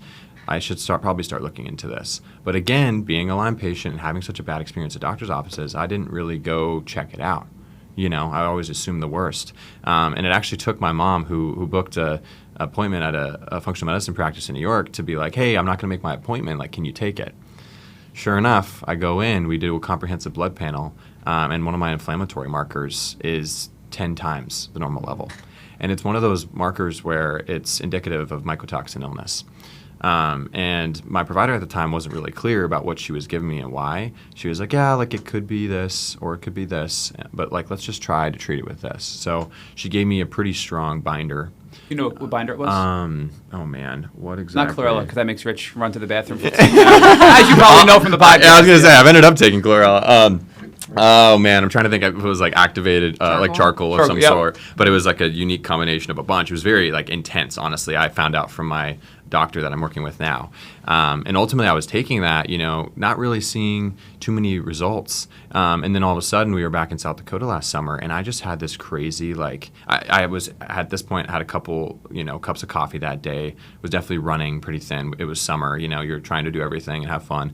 And all of a sudden I just had like this crash. Like I had this crazy anxiety attack, had to lay on the ground, and my entire body was just overwhelmed, And it was at that point I'm like, hey, okay, I really need to take this seriously. What does this inflated marker mean? So I actually ended up going back to my old doctor and was like, hey, what's going on? And this is when he was like, well, what's your environment look like? These symptoms, yes, they line up with Bartonella and some of the previous tick-borne infection, but also this marker is very indicative of mold illness. And I was like, well, it's a 100-year-old building, and the moment we walked in, it smelled musty, so I was like, this could be something with that. He's okay, we're going to do an environmental test. So we did an environmental test, and it came back with 20 different strains of water-based mold and black mold. Wow. Which, of course, you don't want to see black mold especially, right? And of course, that was like, okay, how accurate is this test? Because then I got to approach my landlord, and as you can imagine, landlords in New York City are not receptive to dealing with this at all. And ultimately, so once that was confirmed, I actually, crazy enough, they were doing demolition in the roof above ours, and somebody broke a pipe in the kitchen, above our kitchen, and water just came pouring in. We had like 6 inches deep of water. Move. Yeah, and I was like, okay, number one, like stop the pour, like let's control this. But also, I was kind of sitting back. I'm like, let's see how they handle this. Yeah. Do they actually do everything you should be doing, right? Bring in the proper drying, replace all the drywall, and all I saw was he came in and they started painting over it immediately, right? And then said, oh, we have industrial grade dryers up in the top level.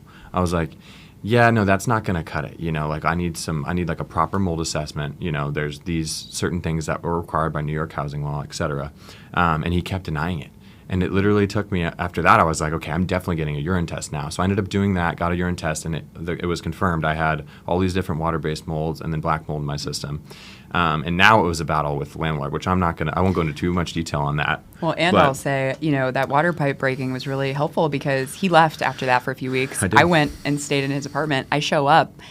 Ceiling is covered in mold. Disgusting. I've never seen 3D mold. Really bad. So growing as you're watching it. Oh my gosh, seriously. So I took videos and pictures, and I'm like, oh my gosh, we have a case. We have to fight this, because he was just fighting this landlord on this thing. So anyways. Well, you can imagine, we're going through some of the most stressful aspects of our young career. We're still pushing with the platform and trying to build it and get it out there and hope people like it and all the things. I'm also managing an internal battle I didn't realize I was managing for the last 8 to 9 months, and also paying for rent on the side of all this while I'm not there, and also dealing with some, intense tactics by the landlord to try to basically intimidate me to not go after them for, getting out of the lease and all the sort.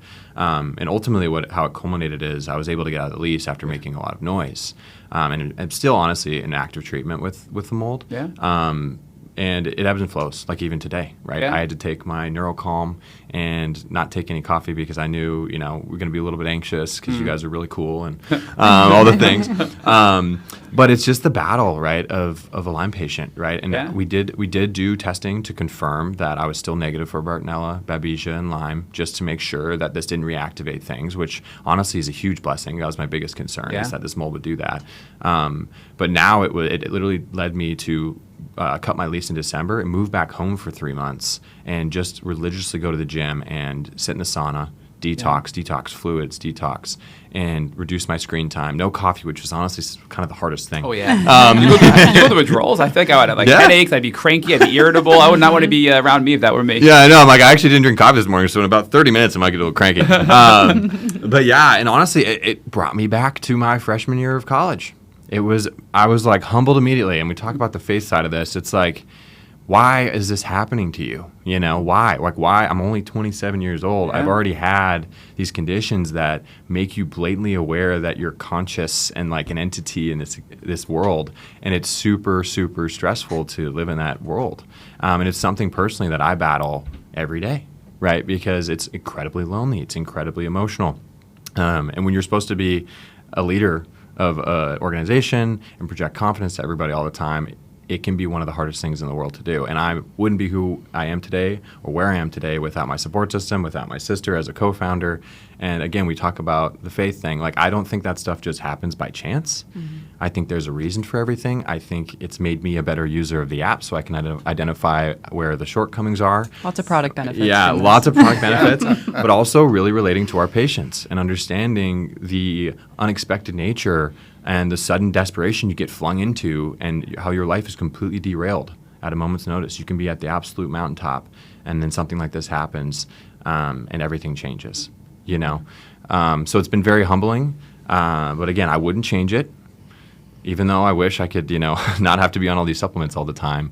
But hopefully someone finds inspiration from the story that you can still do really great things in the face of all this struggle. And oftentimes it shapes that motivation. Well, Matt has already shared with you that I'm the trigger man. And one of the things that Matt has directed me not to discuss, which of course I'm going to ignore, is an observation I had made recently at a presentation Matt and I had made for the Vital Plan. Great. And one of the observations I had made was that every person except for one that we'd interviewed on this podcast has said that if they were given an opportunity to give back their Lyme disease journey, they wouldn't do it. Mm-hmm. That they would go forward and fight through the battle. Mm-hmm. And unfortunately, there was a person who was in the chat who was jumping up and down. Several. Okay. And Matt said to me, Rich, stop saying that. You're triggering people. Well, that's a sign to me that I should talk more about it because I think it is the path to healing. And one of the things I want to talk about the two of you, because you are doing so well and you are so advanced in your journey and you are contributing as much as you are, is because you've found purpose and you've created value out of all the challenges that you've had, right? And that is in the community of research is called post-traumatic growth. right? But once you are able to connect a purpose to all this pain, once you can see there's a why, the how becomes easy, right? And for you two, the why has now been to create this app. So can you talk about how you've now been able to create value out of this terrible experience that your entire family had, certainly the two of you and your mom, and how doing the work that you're doing has allowed you to go on a healing journey because you've been able to put value on this experience? Yeah, so it's funny. I'm also very triggered by this, that phrase of, I wouldn't, because it makes me emotional thinking about that. Sorry. It's okay. You're supposed to cry and think with the camera. Yeah, exactly. But it is the growth, right? It's a growth, and that's, sorry. And it also the way I've described it, Payton, while you're gathering yourself, is that it'll, as we're going through life, we get all kinds of things piled onto us, right? And then what happens is we become a more pure version of ourselves. You're going to make me cry. You become a more pure version of yourself, and you get to see your purpose, and you get to see what God created you to do. Absolutely. I mean, there were so many moments going through this, and I think every patient has this, where you think, why me? Why is this happening, right? And am I ever going to get through this? Because it is so brutal and so foreign, the things that happen to your body, right? I was getting hives when I worked out. That was terrifying to me. My only outlet was yoga at that point. Like, I could barely really move without pain, and that was my way of, still trying to hang on to something. And then I started getting hives, and I'm like, oh my gosh, how much more could go wrong? But to your point, I think this journey of turning it into purpose and turning it into, we talk about this so much. We're so lucky that we got Are you better. turning it or finding purpose? Finding purpose, right? Sorry, finding purpose in this, because we're so lucky that we got better. So many people have not gotten to this point yet. And why did we get better, right? Why is it that we came to this end, and also we're able to, still develop skill sets along the way? I was treating Lyme while I was working at Google, and it was super difficult and stressful for me because I was so worried about it coming through in my work. And, there were many meetings where I'd walk out and think, I lost all my words. I'm sure people noticed, like, oh my gosh, this is terrible. And I actually addressed it with my manager once, and I said, I'm so sorry. Like, I'm dealing with this health thing. I have, word finding problems. And he goes, oh, I didn't notice at all. And that was a great moment for me because I thought, okay, I can do this. I can work through this. I can treat this. We were roommates at the time in New York, and that was a huge blessing because, I needed someone to give me bicillin shots on the weekend. We got very close. But also having a sibling, having family members who understand this and can go through it with you. And so as we were kind of trying to figure out what to do with this, right? I have my tech background. Carter has his background in finance and also just really working with people and understanding people. How can we make a difference for this? One other thing that came to mind when you asked that question was, we grew up in South Dakota. Carter mentioned that.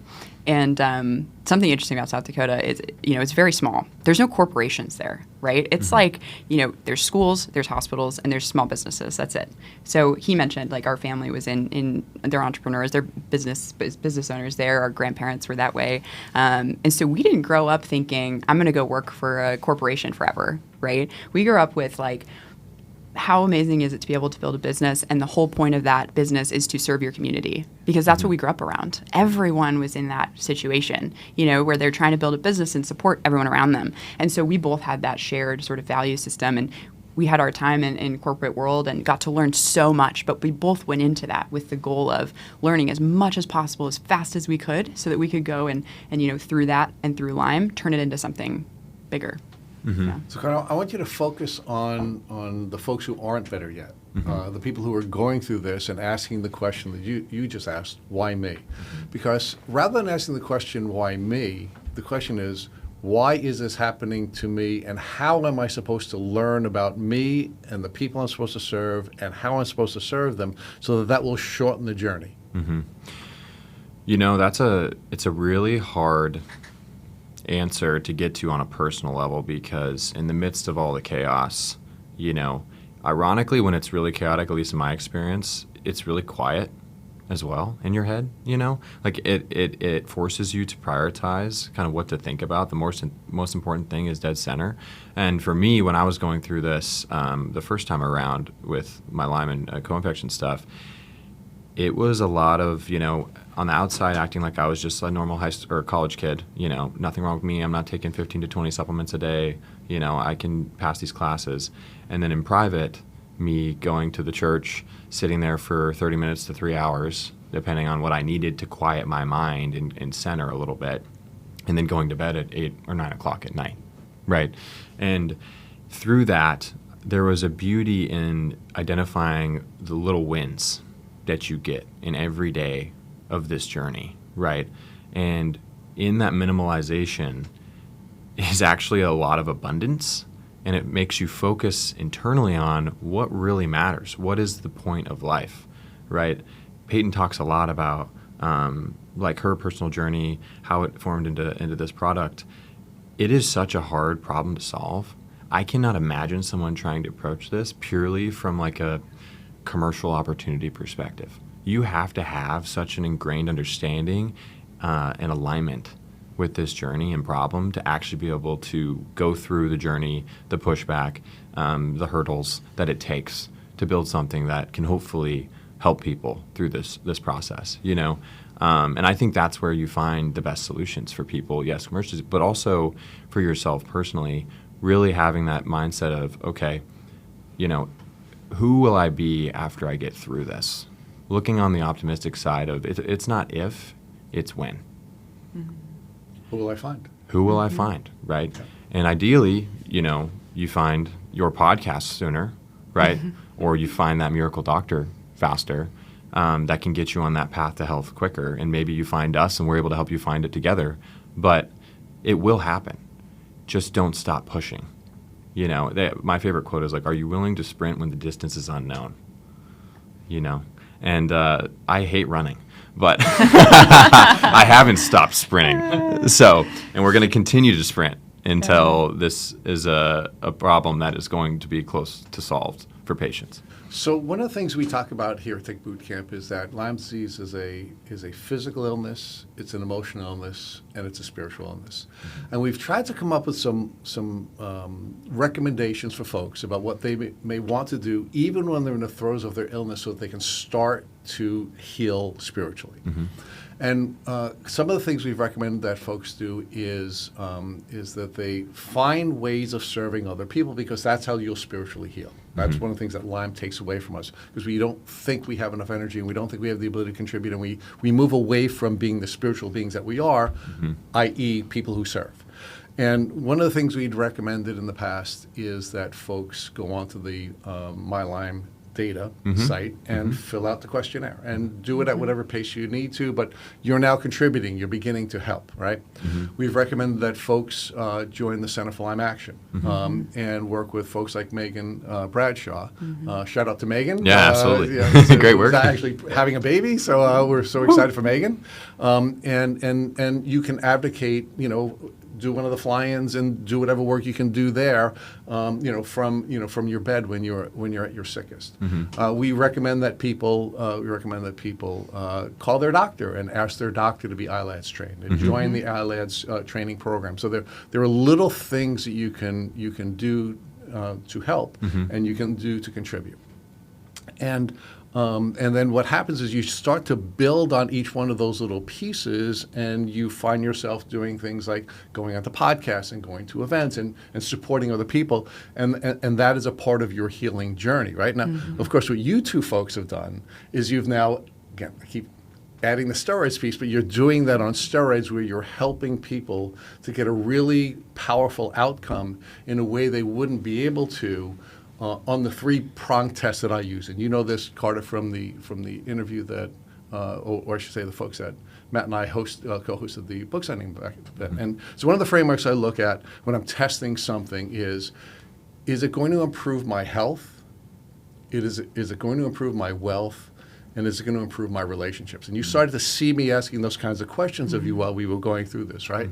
And what I love about this app, or I should say this tool that you've built, is I believe it will improve your relationships. And we've explored that together about how it will help you to explore your relationship with yourself and be validated. It'll improve your relationship with your doctors because you will be a better partner and you'll have a better understanding. And of course, it will put you in a position where you'll be able to you'll have a better understanding of what an interdependent relationship is, and it'll help you in your intimate relationships, whether they be family or friends, right?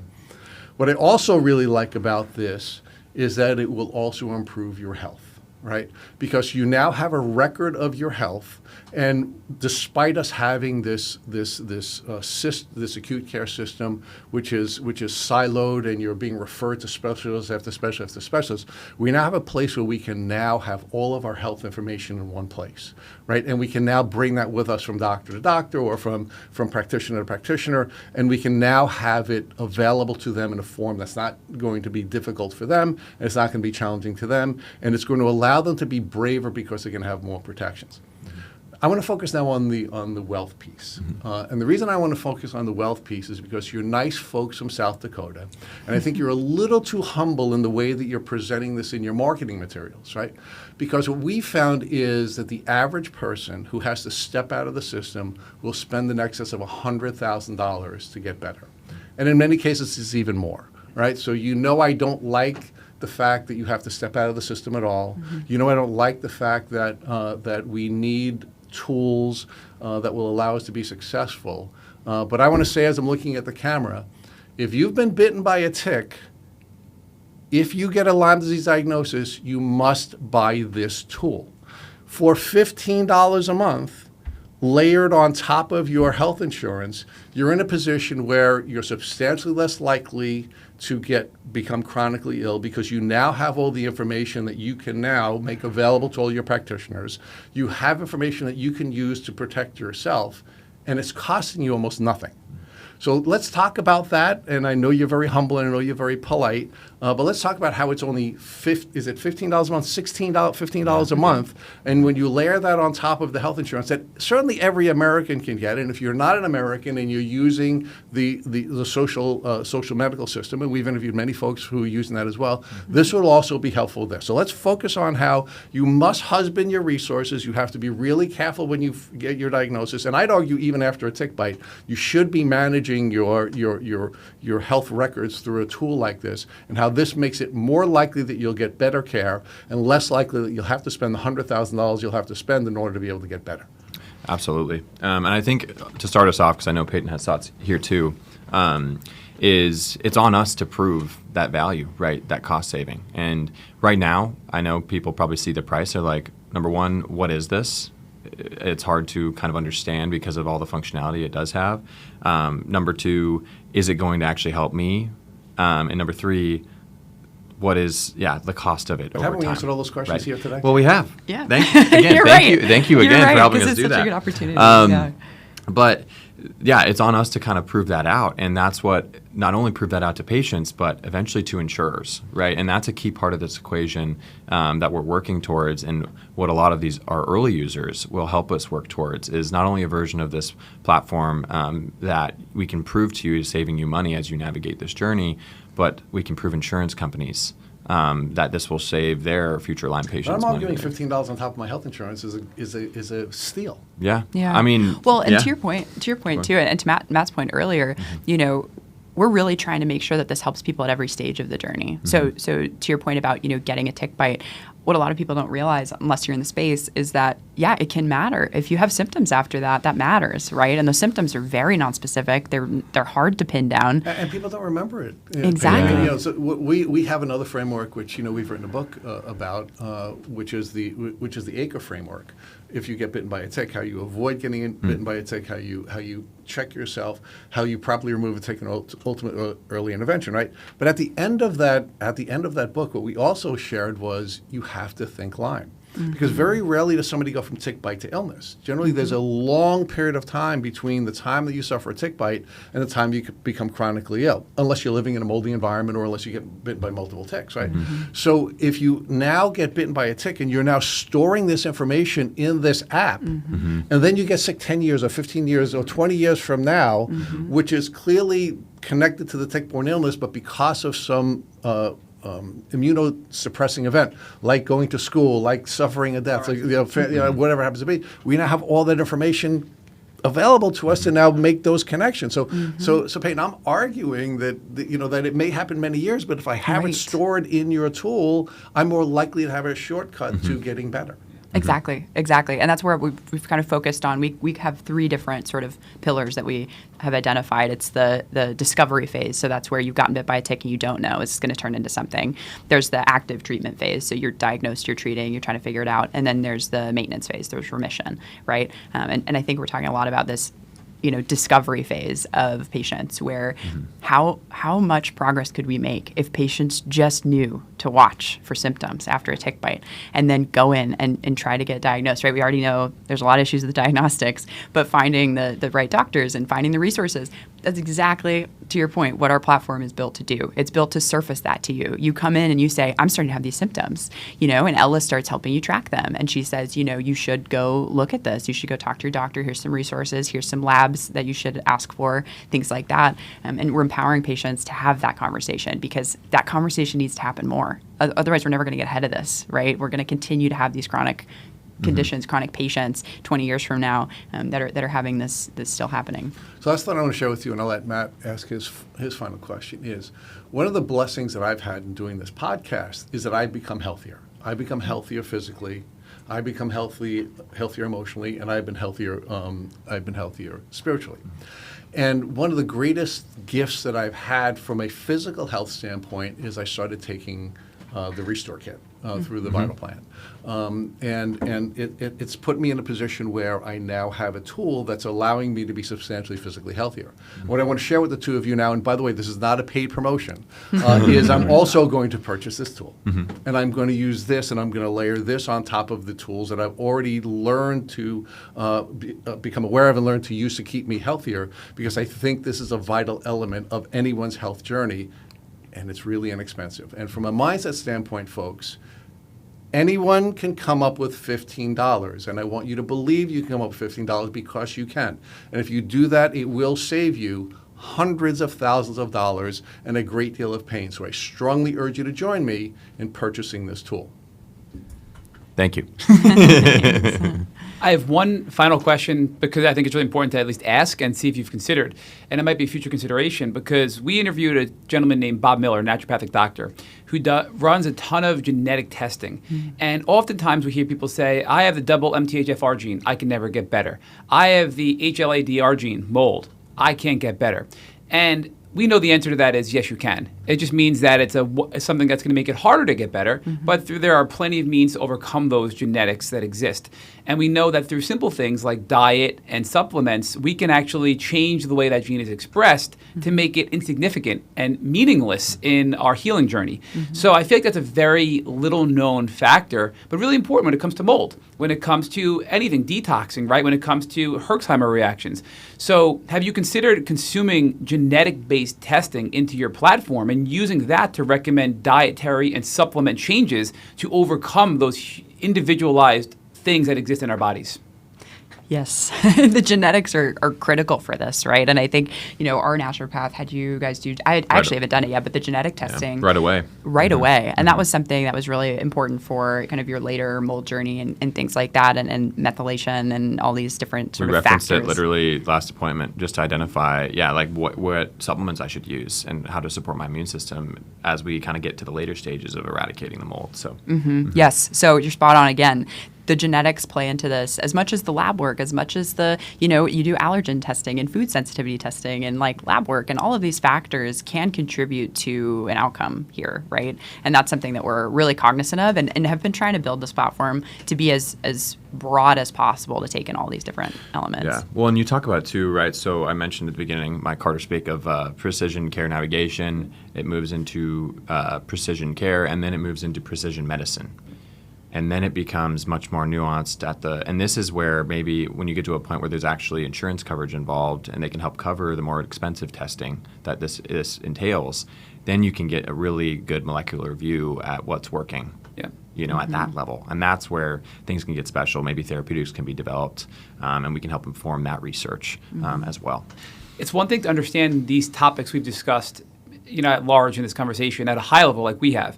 But it's another thing to understand it at a deep level, to be able to understand it, use it to treat, run the tests, evaluate the tests, and understand these nuances. And what's really exciting for me as a fellow tech geek is AI can do that. And this is the first platform I've heard of that's going to be able to do something like this. No doctor on this planet can do these things. No brain can. So to Rich's point, everybody has to go buy Ella and buy your product because it's going to help everybody.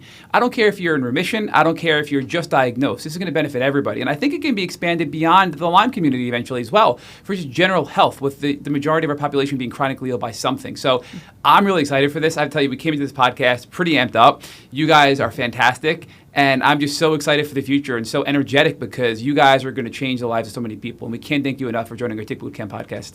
Thank you so much. Yeah, thank you so much. Seriously, we really admire you guys too and the work you've done so far. So to be on here is truly an honor. Yeah, I think something we talked about early on when we first met was this idea of, you built this podcast on the basis of how do we learn from stories, right? And that was something that we thought of from the very beginning, right? Our mission is to revolutionize the way the world treats Lyme by learning from the unique story of every patient.